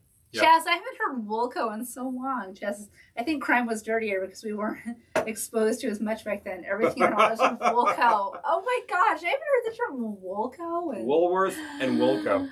Woolco. Any music fans remember Woolworth's music section? They had all this remaindered stuff. Oh man, I got a lot of stuff cheap there. They really had a great selection that I recall. Oh, okay. Abra says, I like Michael Weatherly, but I haven't seen Bull. I am enjoying it. Dirty, but everyone dressed up. No PJs out of the house. I love it. I love it, Janice. Aww. Yeah, I like him too. I'm loving it. So I remember visiting the East in '77. Times Square was a bit of a different vibe to a 14-year-old boy back in those days. Paul was coming to New York City at the same time. 77-ish. Does that sound right to you? Oh, yeah. Yeah, my mother used to take us in for a city trip every year. And we'd, in December, we'd go and see the Nutcracker up at Lincoln Center. I don't think we ever saw Radio City? We never saw the Rockettes. It's interesting. And maybe it was just too much because we would be there and we would go all day riding the subway when it was really pretty scary.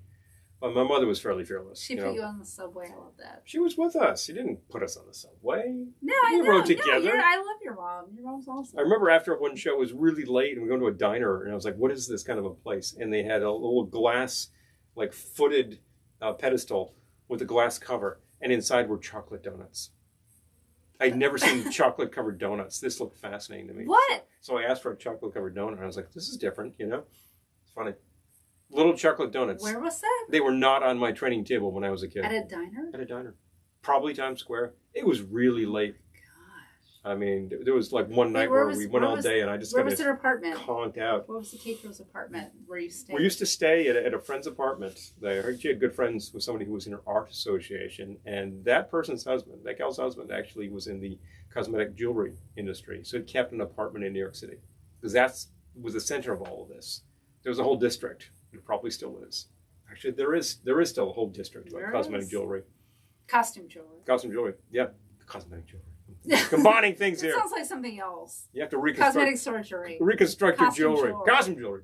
And that was just off of Times Square, as I recall. Probably north of it, 40s, 50s, come to think of it. Well, 47th, that's like the Diamond District. Yeah, I would not be surprised if Don had delved into that such things. He was a real wheeler dealer, but he kept an apartment. I remember we stayed there a few times.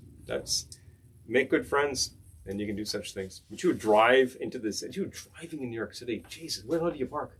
Oh my God. Wasn't my concern at the time, but it was pretty hilarious to think of it.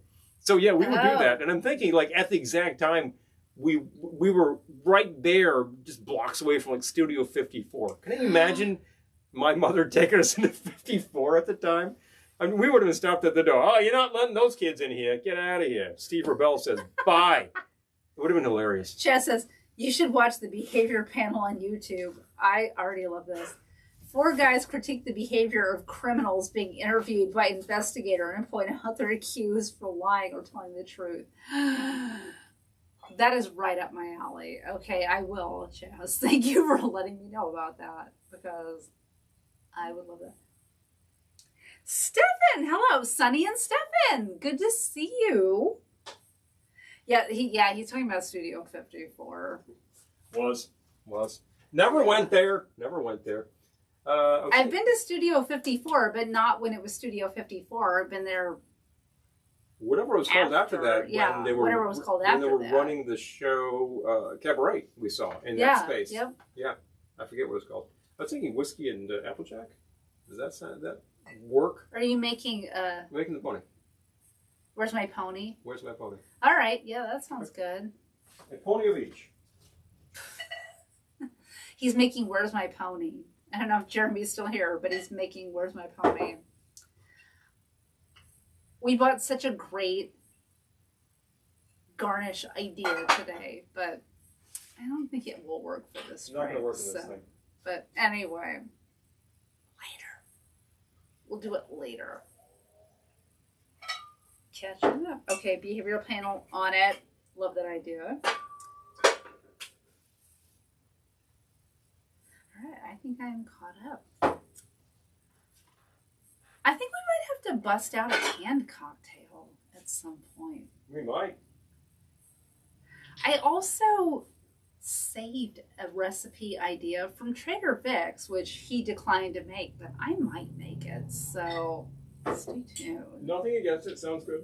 No, it's light. It's a lighter drink, but I'm curious to try it because it involves shaking sparkling water, which is usually considered a no-no, but the recipe said to do it, so...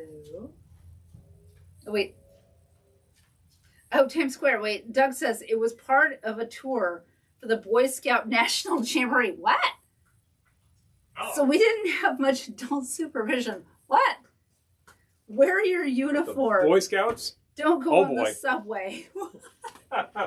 Wear your uniform. Don't go on the subway was the some guideline. Thrifty, brave, clean, topless waitresses did chat with us outside. But the bouncers wouldn't let us in. Oh, you're telling me? Oh. You're telling me? Oh, man. I remember when I worked at hotels 30 years ago, I would get out of there, fairly late. And then sometimes I would go see shows, like rock shows. And you would get out of there at 1 in the damn morning. And I'd be going like crawling to the subway. And I remember at least once, some ladies who worked the evening saying, "Hey!" And I'm like, thank you very much. But no thanks. I got to go home. Hey, you play your trade, you play your trade. Let me take this down for posterity. If you would. So we're making Where's My Pony? Where's My Pony? Okay. I decided to finally name Where's My Pony. So there we go. Or execute Where's My Pony. That sounds wrong. That sounds terrible. That sounds just wrong. To actually produce Where's My Pony. How about that? Okay. So. Where's my pony? Question mark involves 1 ounce of bourbon. Okay. A pony of bourbon. All right. You can write it down too. 1 pony of Applejack. Happen to be using a very reputable locally made Applejack. We also just finished another reputable, I'll fairly put 1 locally ounce, made Applejack. And then in parentheses, I'll say pony. And our Patreon patrons will see this tomorrow. Uh-huh. Okay. 1 ounce pony. Not piano. Pony. Applejack. Okay. Gotcha. Okay. What else? I used 1/2 ounce of Aperol. Oh, this is going to be interesting. Working those Amari. Okay. Now, that's actually like a lighter version of an Amaro, yes. but it makes an for sure excellent spreads, of course. 1/2 ounce of, this was, I probably should have used liqueur, but I used the brandy. This was 1/2 ounce of peach brandy. Okay. I might try this again with the liqueur and see where it goes, because we have some really good liqueur. I need some sour in there. So far, I'm fascinated. It's interesting, isn't it? I'm thinking lemon. Are you thinking lemon works for me. Yeah. Lemon. But definitely. I'm going to start, I need a full 3/4 on the lemon. There's an awful lot of sweet happening in there. And I'll see if that balances it out. I think it will. Sometimes I will just invent these things based on what's on the shelf. Okay. We did a lot of clearing of shelves recently because we lost some shelf space. And it really made us have to reckon with not only those dregs bottles that have one finger left in them, and for Pete's sake, finish it, get the bottle out of here.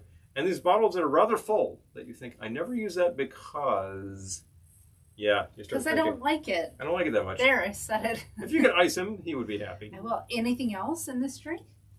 Maybe bitters, but it does have the Amaro, so it probably doesn't need bitters. I will see that. I brought the 1821. Oh, that could be quite nice in here. Let's see where this goes. That's the kind of stuff that I would probably like add a dash after the cocktail is poured. Oh, yeah, that would be good too. So we'll go with that. Shake with ice.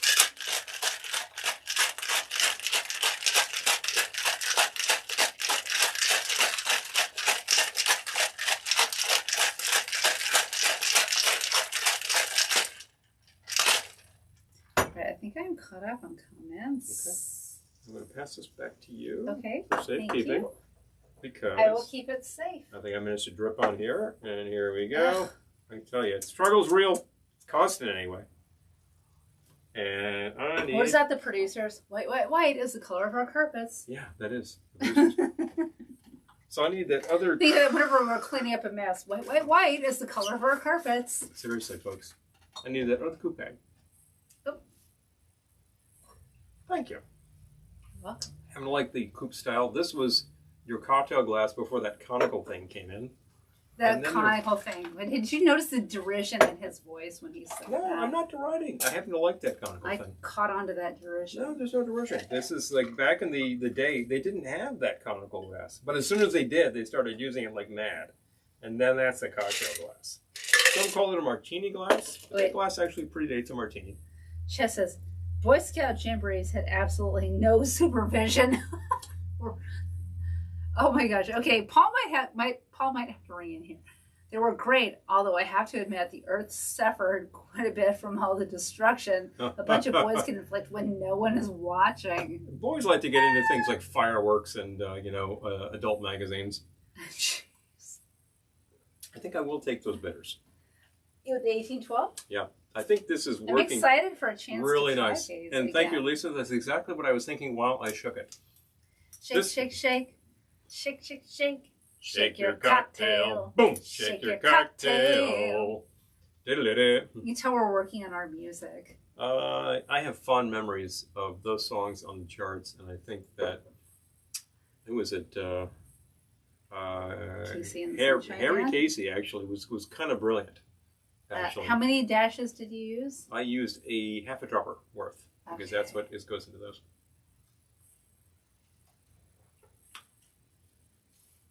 I think you'll like this. I'm sure I will. It is slightly on the sour side, and the Aperol has some bitter to it, and I just added bitters. So there's a real astringent edge to this, which is working me very well right now. Sometimes I like that sort of thing, like if you had some really heavy meals and you're like, oh, I'm really feeling kind of sluggish, and you have to do an event, and it's like, here, have a drink. Veer into the Amari. Those are digestive things. Yes. Those will help you. There was one time, I think it was one of the last times that we did Tiki Oasis, and we ended up in Los Angeles afterwards. And we were Which just sounds so non-directed. We ended up in Los Angeles. We ended up in Los Angeles. We went there. We met some friends at the Dresden Room. Now, this is a very fun place. Which was so much fun. It was made more fun by incidents. But we sit down and like, would you like a drink, whatever. And I'd had so much heavy food for so many days and drinks and long days. And I said, oh, geez, how about like an Americano? Oh, yeah, sure. They knew what to do there. And that was very digestive, and it made me feel much better, and we actually had some very good food there. And then, of course, we realized that we're right next to the bandstand, and there's Marty, of Marty and Elaine. And he takes one look at me with this hat, and he's like, hey, where are you folks coming in from? We're coming in from New York. Hey, we're from New York. And there goes the whole conversation. That was the best night. Evening. That was so much fun. He was just a card, and they were just so much fun. Oh, Where's My Pony is good. Hmm? Where is My Pony? I'm happy with this combination. Your pony is right here. I thank you to whom for naming this? Jeremy. Jeremy, thank you so much. I forget because the comments are flying fast. I'm going to make the Jamaica float because I wrote it down. Yep. This is not my original drink, but I wrote it down. This says, I was the disco queen as a teenager. All right, I just came in the middle of that. I'm eavesdropping on your conversation, but that's the best comment. Yeah, we're both kind of fascinated. Lisa, I don't care what anyone says either. I also love disco. Hey, you know something? Back in the day, opera. Disco went from being everywhere to being a really taboo word in no time. And even by contemporary analysis, you might see that as like a very negative thing on certain elements of the population, which I don't agree with.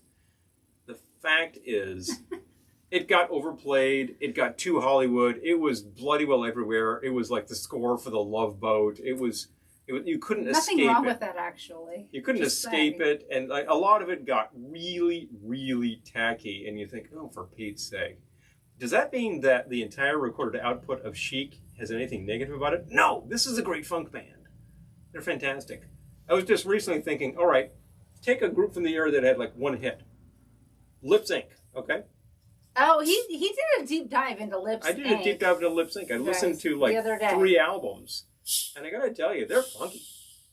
You know, they're worth listening to. A lot of the lyrics are pretty asinine. So what? His friend the other day, he's like, guess what I'm listening to? I'm like, I have no idea. Lip Sync. Lip Sync. Beyond the big hit. One hit. Their what, 4th album was from like 1983. It almost sounds like Prince music, actually. Yeah. Kind of fun. So it's good to do that, you know. You can do that on Spotify or YouTube or whatnot. Just find a whole album, plop it on, take a listen. On YouTube, you can listen to commercials. Oh, well, that's life. All right, so I'm going to try. I wrote this drink down, so gosh darn it, I'm going to do it. Give it a whirl. I have a comment about the whole disco teenage years and about the roller skates. I remember distinctly that period, and I think you do too. We're kind of fascinated with like when disco was everything and then when it was nothing.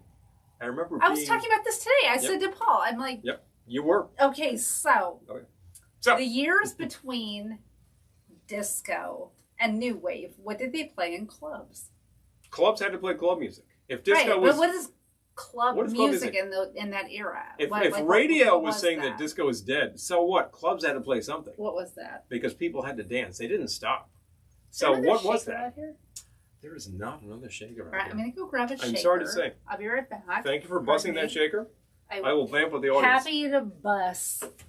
Circa 1980, I remember being in some sort of discount store and seeing some merchandise, probably heavily discounted at the time.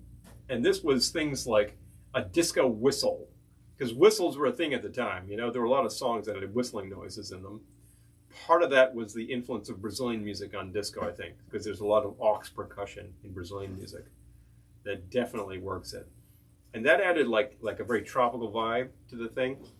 The salsa vibe added a really heavy beat. The soul thing added that 4 on the floor thing that you hear. I don't know who came up with that hi-hat thing, but that's in there. And I remember this thing distinctly. You put batteries in it and it lit up when you blew it. And I'm just thinking about the movie Roller Disco, I believe featuring Linda Blair. Is Chaz still watching? He could probably comment on this. This sounds like an atrocity like nothing I can imagine, but this was a thing at the time. And there was disco paraphernalia you could buy. When it got to be that commercial, you knew it was dead. You know? Jeez, you could walk into Woolworths and buy this stuff, out. Oh, wait, Errol's in Pennsylvania. We're in Pennsylvania. He might be near us. Oh, hello. Mm-hmm. They said Errol might be near us. If he's in Eastern PA... Oh, roller skating's getting popular again? Oh, Janice, what? Mm-hmm. Oh, I love disco as much and more now too, Julie. Even totally at the time, agree. I remember when Yacht Rock, Doug. We have long discussions about Yacht Rock. Like, what is it? I will tell you. I love it too. About disco, I really was discussing with her today, like the first time I was aware of pop music being contemporary. It was at junior high school dances. It was Corporation. It was all disco. Theater. Yes. It was all disco. It was the stuff you would dance to. And if some of that stuff felt a little cliche at the time, in retrospect, they were all really good funk bands. And a really great funk band, you know, like the Tramps, it's just a fantastic orchestra. They make it all happen. You're really happy listening to that music. Yeah, Chess is. So in retrospect, People there's have a lot of retro trashed disco. It was great. People were having fun. Yes. All people and bars, restaurants were putting out their old food in the bars for free. Happy hour, bring you in. Yes. Hello. I used to, before I moved to New York, I used to get work where I would go to bars and I would have to get people to sign up for drawings and stuff. And it was a sleazy job. And I got paid by the number of people who signed up, which in hindsight, I was so honest back then. Yeah. In hindsight, I'm like, just fill out the forms yourself, dummy. But a big burden on you, I know, the actual practitioner. I was going up to people like, hi, you want to sign up for a drawing? And of course, I was like 20. So people were like, okay. But anyway. Leering at you and going, sure, I'll do that, honey. Yeah. Blah, blah, blah. So. It was real music, no auto-tune in it. It was actual art. Yes, William. I will actually say there was very little available at the time that would have corrected your voice if it was bad. Exactly. So if you couldn't actually hold that, forget it. Yes, Miko. Josh brought up Miko. Miko Monardo. We have some Miko records. We certainly have the Star Wars Miko record. That was the big hit. There was also Close Encounters, remember? Close Encounters was his follow-up. He did like back-to-back and bang. That was suddenly Miko. We cannot forget, of course, one of the champions of all this who really sort of invented Euro disco. Probably simultaneously with Kraftwerk, Giorgio Moroder. Oh, yeah. Because as soon as he starts working with Donna Summer and he puts together I Feel Love, now that just says it all right there. I still think that's a fantastic piece of music. So I am making something I've never made before called Jamaica Float, which starts with 2 ounces of seltzer. It says sparkling water. I'm using seltzer. I'll take that seltzer. Sibu. Go. Here's the cap too. Oh, I will take that cap. Thank you. 2 ounces sparkling. It wants you to shake the sparkling water, which is why Paul demurred from doing this. But I wasn't so sure about that, but she's game. 2 ounces sparkling water, and then a ½ ounce fresh lime juice. Mm-hmm. This is lime. No, quarter ounce. I'm sorry. Ounce. Quarter ounce. Ping. Quarter ounce fresh lime juice. And what else? A dash of simple syrup. I get to the simple. Thank you. I'm trying to put this cap on. It's being recalcitrant. What happens when you've had a few? It happens whenever. The few is not actually affecting that, actually. I know. You're fine. I'm just busting you. All right. Cheers. A dash of simple syrup. I remember at the time even thinking that's a dash. Even when disco was uncool, like, well, what did you like in disco songs? I Feel Love, I think, is fantastic. Even when disco was uncool, what did you like? What did you like in disco? I love the way that our Tiki Room episode turned into disco. Yep. That's hilarious. Don't Leave Me This Way. That's just a great song. So this was 2 ounces of sparkling water, quarter ounce fresh lime juice, a dash of simple syrup, I'm rating. Okay, shake with ice gently because it's sparkling water. Yeah. If you're going to shake the This is what Paul was like, I don't know if I want to shake sparkling water, but... You don't do that. Game. But if the recipe calls for it, you think about it. Yeah, okay. We're going to shake with ice gently. Strain into our cocktail glass. And then you float your rum on top, which is a little unusual, but... Gotta shake slowly. Oh, God, I just got it all over me. This is why I don't want to do that. I'm going to hand her the towel. All right. I shouldn't shake gently, apparently. All right. We want to talk early rumblings on the old dance floor there. How about Theme from Shaft? That kind of has all of the disco cliches in one song. It's got that riding hi-hat and that chaka-waka guitar. All right. And then you float. And then you float 1 ounce dark rum on top. So I will take my 1 ounce measure. Is that still? Oh, there it is. The pony is right here. Yep. All right. We're going to float this on top. I need a spoon. The pony has not left the building. Do we have a spoon out here? Oh, we have silverware. Is there not a spoon? Elevator going down. All right. I have an ounce of dark rum here. There's indeed. Oh, okay. Perfect. Thank you. 1 second.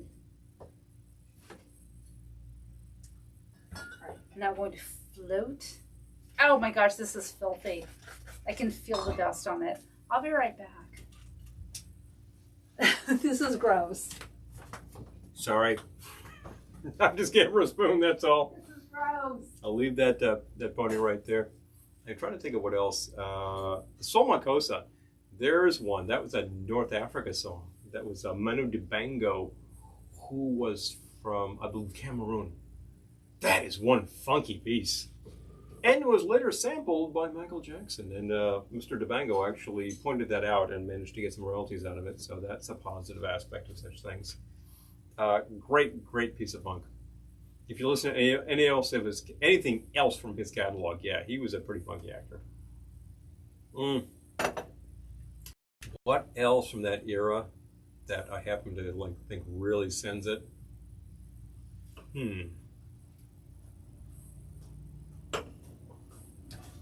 Well, the Bee Gees did a whole hell of a lot. All right, I've de-sticked myself. Shall I finish this, or are you in the middle of something? You should finish that. All right. You float an ounce of dark rum on top. An entire ounce. Is that the booze that's in there? Yep. 1 ounce. 1 ounce pour. Drizzled too. Okay. Well, Yeah. that was messy, but let's try it. You try it out. I think Night Fever, Bee Gees, that probably says exactly what you need to know. It's not going to balance. All right. No, it won't. You know, I tried it. It mainly just tastes like dark rum. What happened with the spray? Spray's right here. Okay. There you go. All right. Oh, covers of Shaft. There's a ton. Oh, yeah. And the interesting thing is it's usually these easy listening guys, and usually those albums were also able to be procured in quadraphonic sound, and you think, what the hell? But there's like 4 or 5 themes from Shaft in quad. The orchestrations are usually pretty great. Enoch Light, good version. Percy Faith, good version. I'm trying to forget if Ray Conniff did a vocal version of that. That'd be pretty hilarious. Vocal version. Yeah.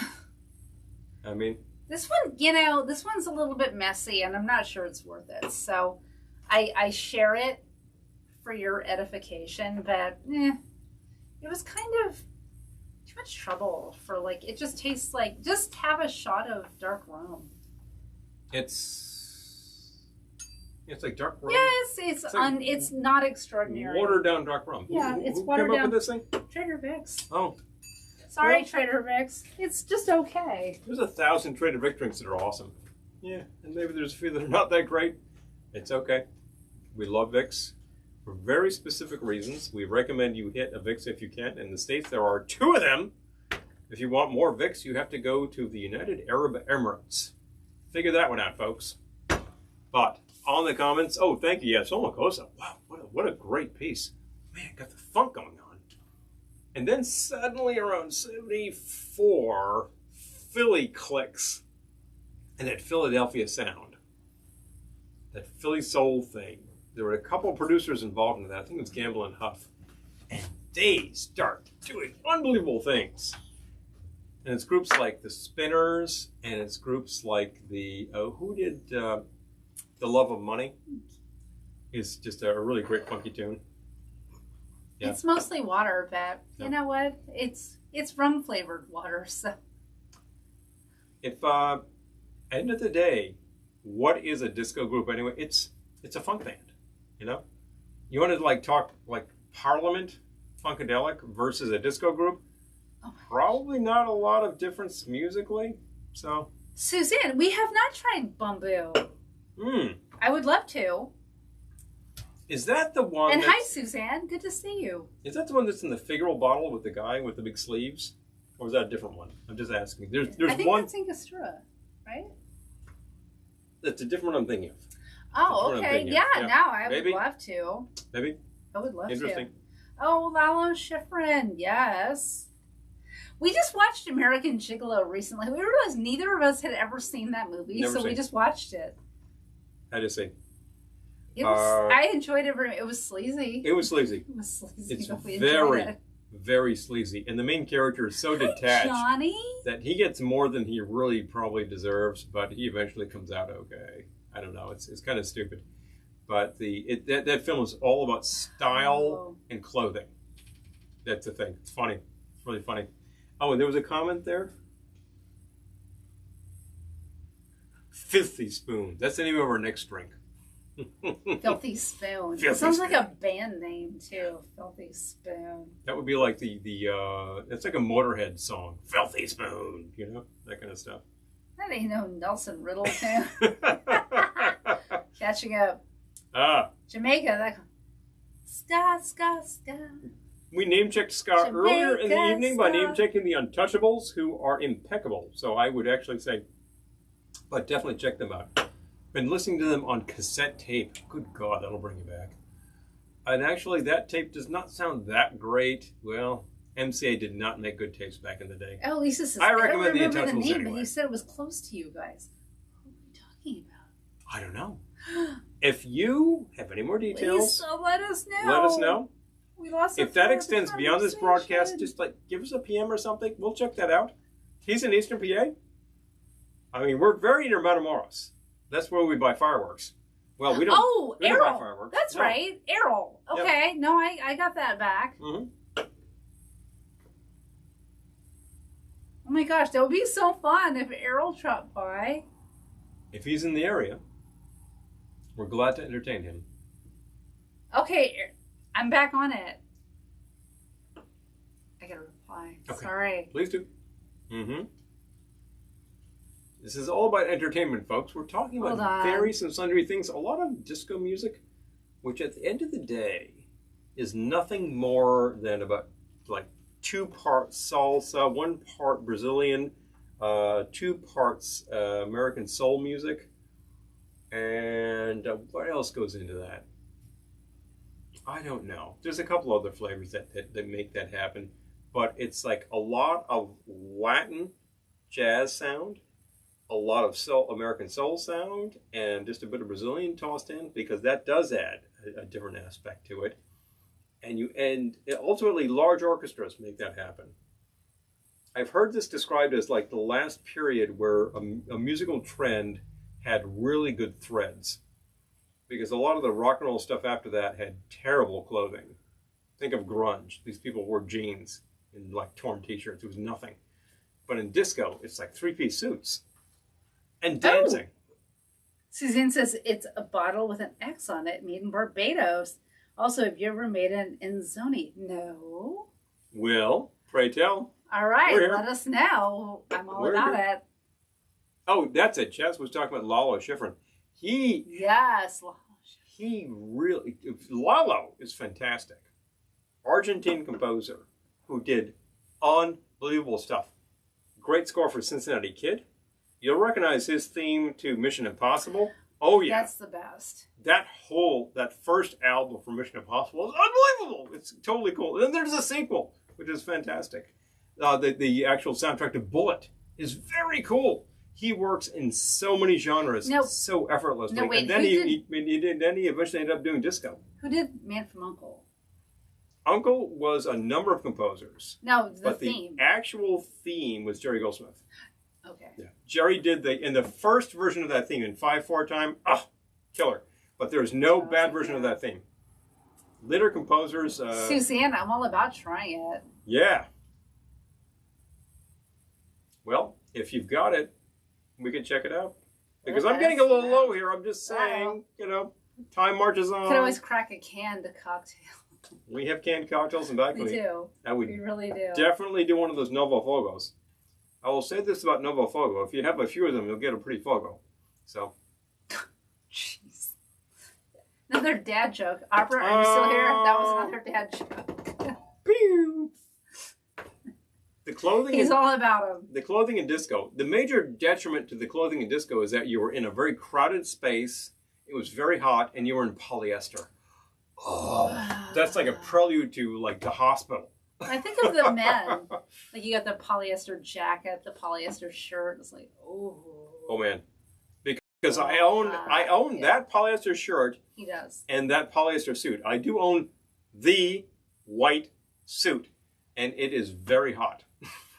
So that's just life. But you own plenty of Kiana, and it is no less oppressive on the body. Yeah, yep. I'm going to tell you. You do these events in the summer, and it's just 95, in the shade in the bathroom. Outside it's 150 degrees, and you're working out there in Kiana or Organza or Poly, and you're like, oh, I'm about to pass out. I'm missing some of these comments, but clothes were fantastic. It was all three-piece suits on the men. It was all these really long dresses on the ladies. It was all very flowing stuff. People were very dressed up for the disco era. When you think about it, you have to dress up. People make fun of it now because of the polyester, but people were very dressed up. The men were in the suits. Yeah. If you think about Saturday Night Fever, he was in a three-piece suit. Yeah, he had an actual vest on. Mm-hmm. Jeez, he had the waistcoat. The fact is, the predecessor discotheque is sort of like the Peppermint Lounge. People were dressed up, suits, suits, real shoes. They weren't going in there in jeans. That would have been just completely crude. And nothing that happened after that affected that. Jamie says, "I think we need to see this whole white suit sometime." I think you're right. I need to be able to adjust the pants because they are slightly tight right now, and I'm not afraid to admit that. 2020. Mm-hmm. But that can be done. Not a big deal, really. Yeah, no, a talented tailor. We have a decent tailor locally, but I think we should find a better tailor. He also has a peach jacket. Polyester jacket that would go with all this, it's a casualty of a wedding circa 1982. I think you found this, and I said, oh, that's the thing. So we definitely have used that from time to time. But the same day, I found the white suit, and I thought, good God, I went looking for the white suit, and I found the white suit. And then, it's amazing. I have to say, I find great clothes for him. I'll be in the thrift stores, and be like, look, I found a thing for you, and I found another thing for you, and I found nothing for me. But, wah. But, or shall we say? I also found you. I found him a great leisure suit jacket a while back, too. Oh, yeah. I have some pretty good leisure suit pants. They're pretty much old man pants. Mm-hmm. I could cop to that in this period of time. I am glad to have lived through the era as a young person because I didn't understand any of it at the time, but now I do. So it was kind of good to be there. And the music was good. The clothes were better than they should have been. Wait, Suzanne dropped the recipe on us. Okay. 1 ounce gin, 1 ounce Campari, 3/4 ounce lemon juice, 1/2 ounce simple syrup, 5 white grapes. Muddle the grapes. Ooh, that sounds good. We can do that next week. We could do that. Yeah, that sounds great. Thank you, Suzanne. Chess says polyester. You really weren't sweating to disco compared to. Oh man, compared to when you transitioned to punk. In the exact same period where all this disco stuff was happening, then you had all of these little pockets in America, like Akron, Ohio, which had all these discontented youths who decided to make these weird music. Do we have this? Elizabeth says the more Mission Impossible album is maybe even better than the first soundtrack. Do we have that? We do not own that. We own the first Mission Impossible album on open reel tape, and it's awesome. It is awesome. Great record. But then, of course, Spotify provides, so I was able to listen to the second one, and I thought, I need to get that too. And I'd love to find it on tape, because our tape player works just fine. Reconditioned that last year. Working like a charm. Great machine. Shannon says, I understand the AIDS thrift store in Philly has a lot of women's vintage clothing. We've been looking for a place to do a long weekend. Well, Philadelphia is a mere 2.5 hours from us at best. We can do that. I've only ever been to Philadelphia when I was working, so I didn't get a chance to explore Philadelphia. We could explore Philadelphia. Did you just say explore? I did say explore. Freak. Weirdo. Explore Philadelphia.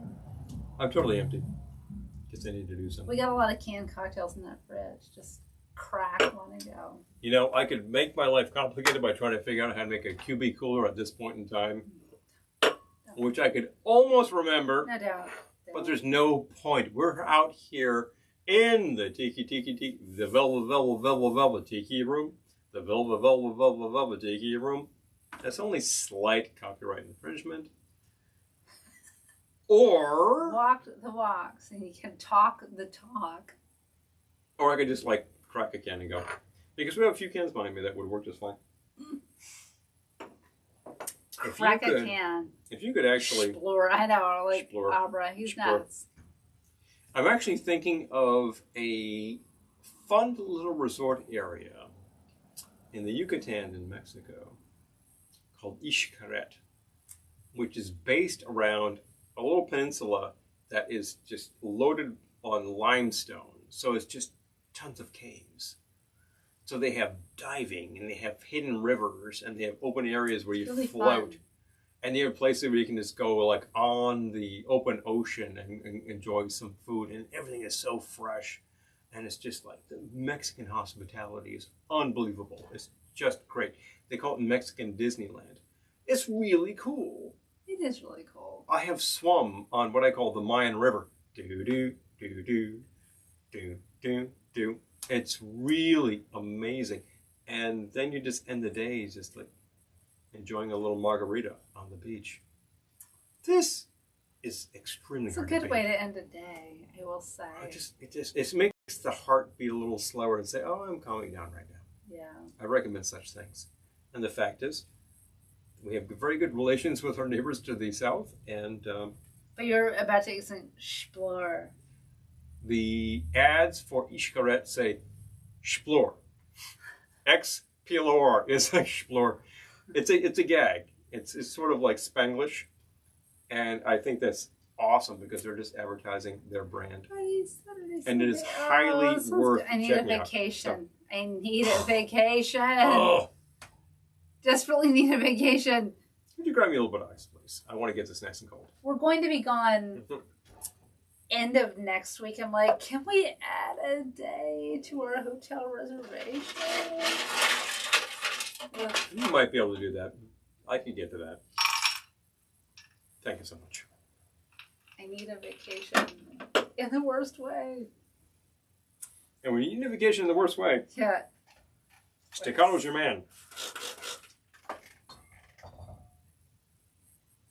If you get that reference, wow, that's obscure. Staccato's your man. We happen to know Staccato. He's a different Staccato. Different staccato. He's pretty fantastic. Yes. You might see him this summer. I don't know. Staccato. Mission Impossible staccato. Not Mike Rosato staccato. Mission Impossible didn't have Staccato. Who am I thinking? What show am I thinking? Staccato. Oh, the show is called Staccato? Yeah. I never saw that. Yeah. That's a great theme. I never saw that one. Which happens to be exactly the same theme as... I always just thought Staccato's theme was from Mission Impossible. Staccato's theme is Sweet Smell of Success.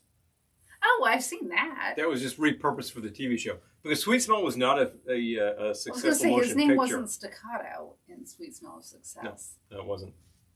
What All right. was his name? All right. Hold on. How about the Sparkling Caprina cocktail? It was a name that you hear brought up a lot. We're thinking of the character played by Sweet Smell of Success. Tony All right, hold on. Curtis. Yep. Hold on. the Tony Curtis character, who is rotten. Rotten as the day is long. Sidney Falco. Sydney. Burt Lancaster is J.J. Hunsaker. Yeah, that's a sleazy movie. Marty Milner as Steve Dallas. Oh. That's Wasn't Steve Dallas a character in a cartoon strip? probably. I think so. That is a sleazy movie. I go with the Novo Fogo Sparkling Caprina. It's a good choice. Let's actually Correct that can. boom, boom, boom, boom, boom. And we'll pour over ice. Give the drink a pour. Now.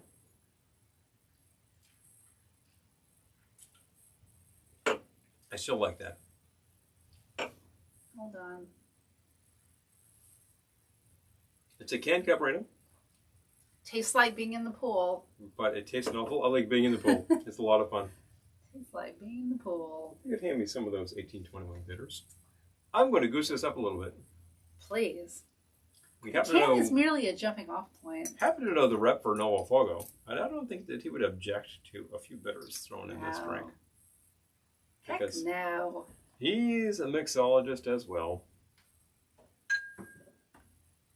These are the 1821 Earl Grey bitters, and they're really good.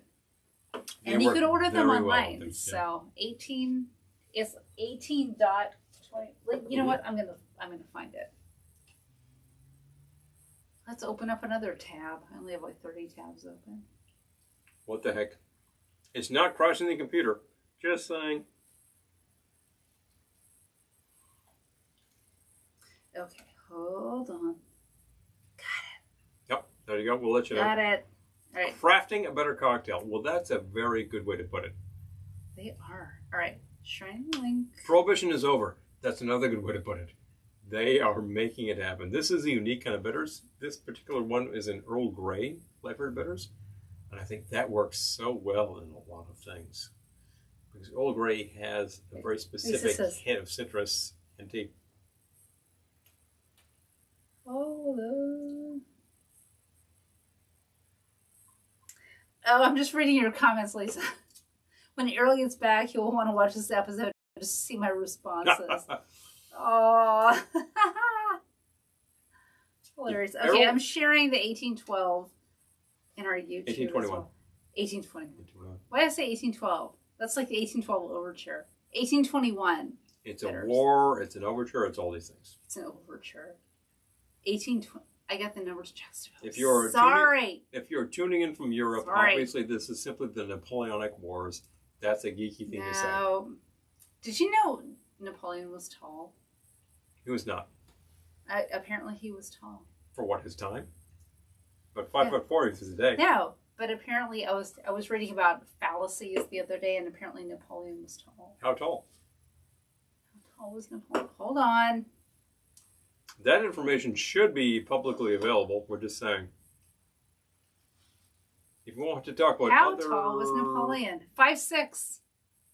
That's not tall. I mean, shorter than me, but for the era, possibly above average. I know that John Adams was a short man, for instance, but a lot of people in that era were not that tall. Nutrition played a big aspect of that. People got taller as nutrition improved. And it took a long time to improve. So, anyway, on that note, well, if Errol is anywhere near us, I know, you gotta let us know. Let us know, because we could rent a car, come say hi. If he is nowhere near us, I'm not saying if he's in like, what is the Penn State is in college. What? Pennsylvania? State College? State College. I think State College, PA. If he's somewhere near there, that's nowhere near us. So that's Pittsburgh is nowhere near us. Pittsburgh is about 7 hours away. Not going to happen. Philly, about 2.5 hours. There are things that are more like 90 minutes, an hour, something like that. I'm not sure I consider our house a complete destination, but maybe when we inflate the pool. If you were in Matamoros, I'd say, you want to come by? Come on. We'll make that happen. Come on by. Happy hours tomorrow. We love company. We'll have a bottle of bubbles. We could have 2 bottles of bubbles. Let us know before you come, though. I'm just saying. Probably best not to just show up. Yeah. To make sure that we're equipped for any eventuality. So. You sound like you're signing off. Are you signing off? Well, it's about that time. We've had some fantastic... It's been over 2 hours. Oh, I know. We've had some fantastic beverages. We had some very good food tonight. I recommend supermarket sushi because it'll do the job. Supermarket sushi. Yeah. That just reminds me of a Crazy Ex-Girlfriend, which we've been plowing through and love. Yep. And we were talking about Paula's birthday, and she's like, all we did for your birthday was sit in the car and eat supermarket sushi. Hilarious. Yeah, that was fun. Such great lines. And original music. And the man who composed that music, unfortunately, is no longer with us. Oh, so sad. A victim of the past year. It's a shame. One of the fountains of Wayne. Poor That's depressing. I know. The greater Port Jervis metropolitan region. Port Jervis exactly. Port Jervis itself has some really salient features. And if you live there, there's some great pieces of housing in Port Jervis I've seen. because we've been to Port Jervis a few times. Opera had sushi for lunch. Oh, we had sushi for dinner. Yay. Yep. I might go eat a few olives.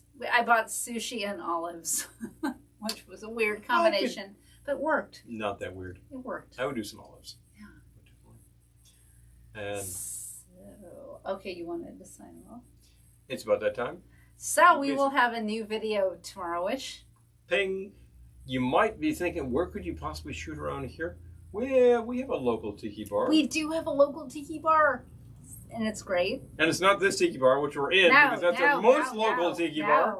We're here every aspect we can. Fuchsia Tiki Bar in New Paltz, and we shot a video there, so hopefully it'll be ready tomorrow. If not tomorrow, Saturday. Proprietor was very accommodating.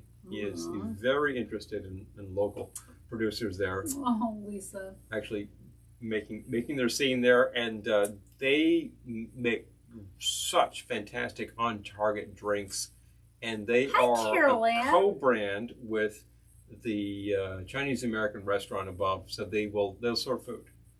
They will give you some poo-poos. It's really great that aspect happens. Caroline says Canadian maple vodka martinis. That could be amazing.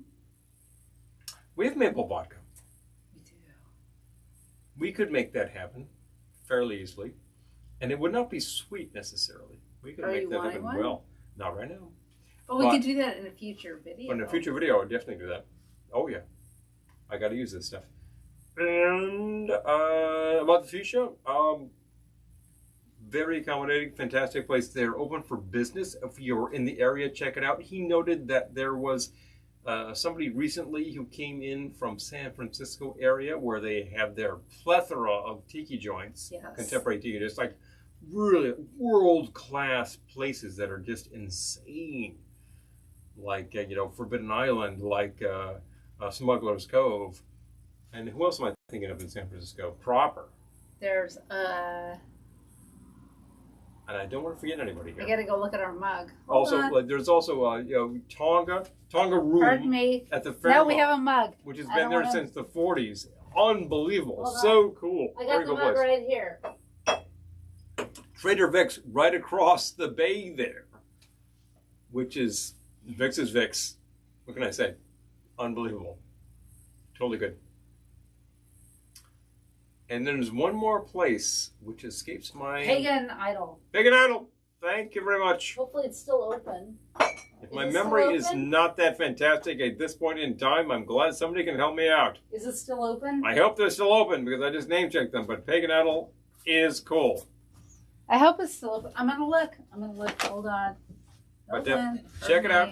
Check it out. Before we sign off, let's see if Pagan Idol is happening, because that was a very good experience. They were a lot of fun. It's open. It is. According to the website, it's open. Okay. And they are just San Francisco proper. All right. If you're visiting the city, you can go there. Oh, Errol is in Bedford. Bedford. Oh, Lisa's asking, what is our next live show going to be on? Well, that's a good question. I'm thinking either... I don't know yet. I took down notes. I'm thinking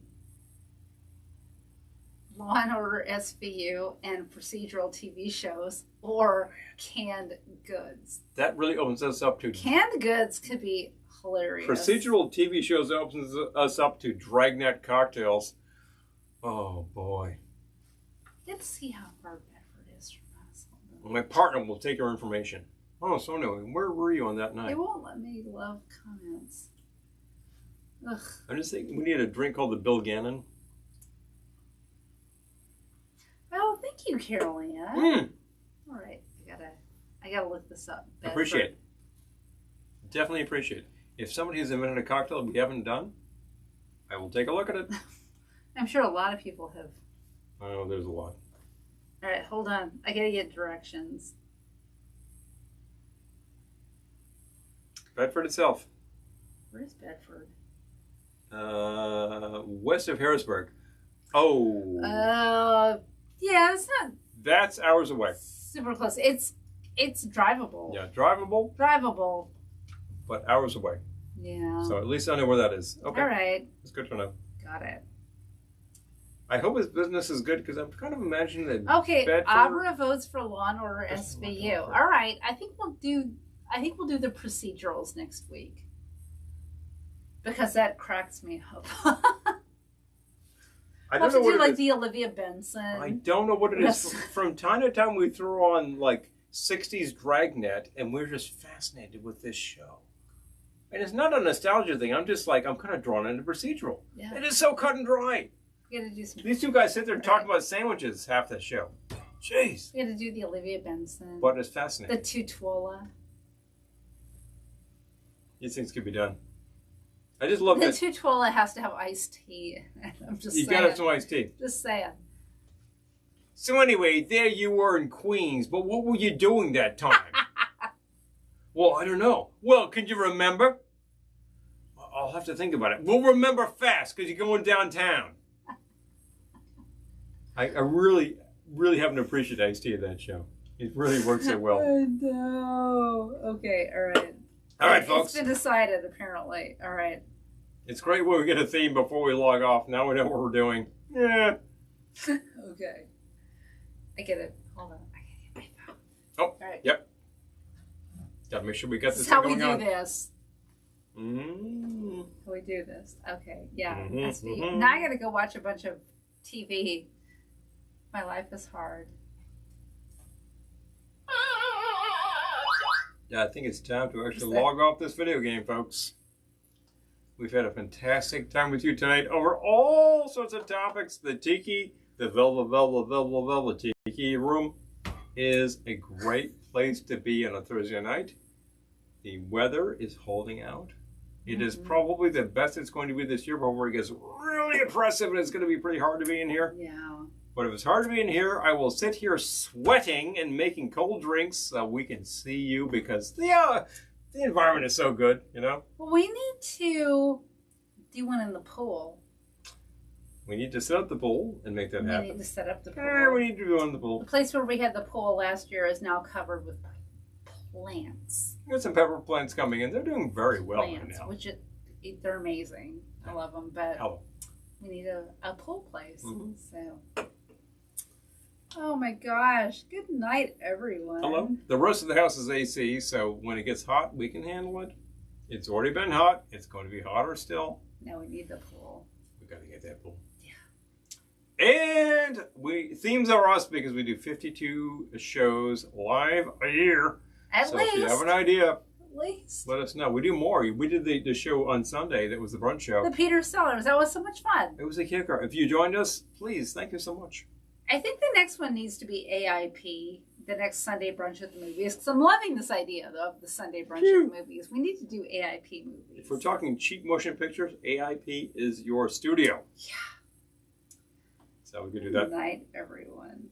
Oh my gosh. But as always, thank you everybody on whatever platform. We have Facebook, we have YouTube here for joining us. If you're watching a rebroadcast up on Instagram, Elizabeth Justifax. Please, definitely.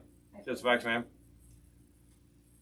We've had some fantastic drinks tonight. If you are a patron, you will see them all tomorrow. If you're not a patron, you could be. If you go to patreon.com/Velveteen Lounge, sponsorship starts at $5 measly. If measly. And as always, it has been so good to see you here. Yes, thank you. On a Thursday night. Thank you. Thank you for taking your time with us. I know that your time is precious. Ours is. But as always, before you know it, we will see you soon.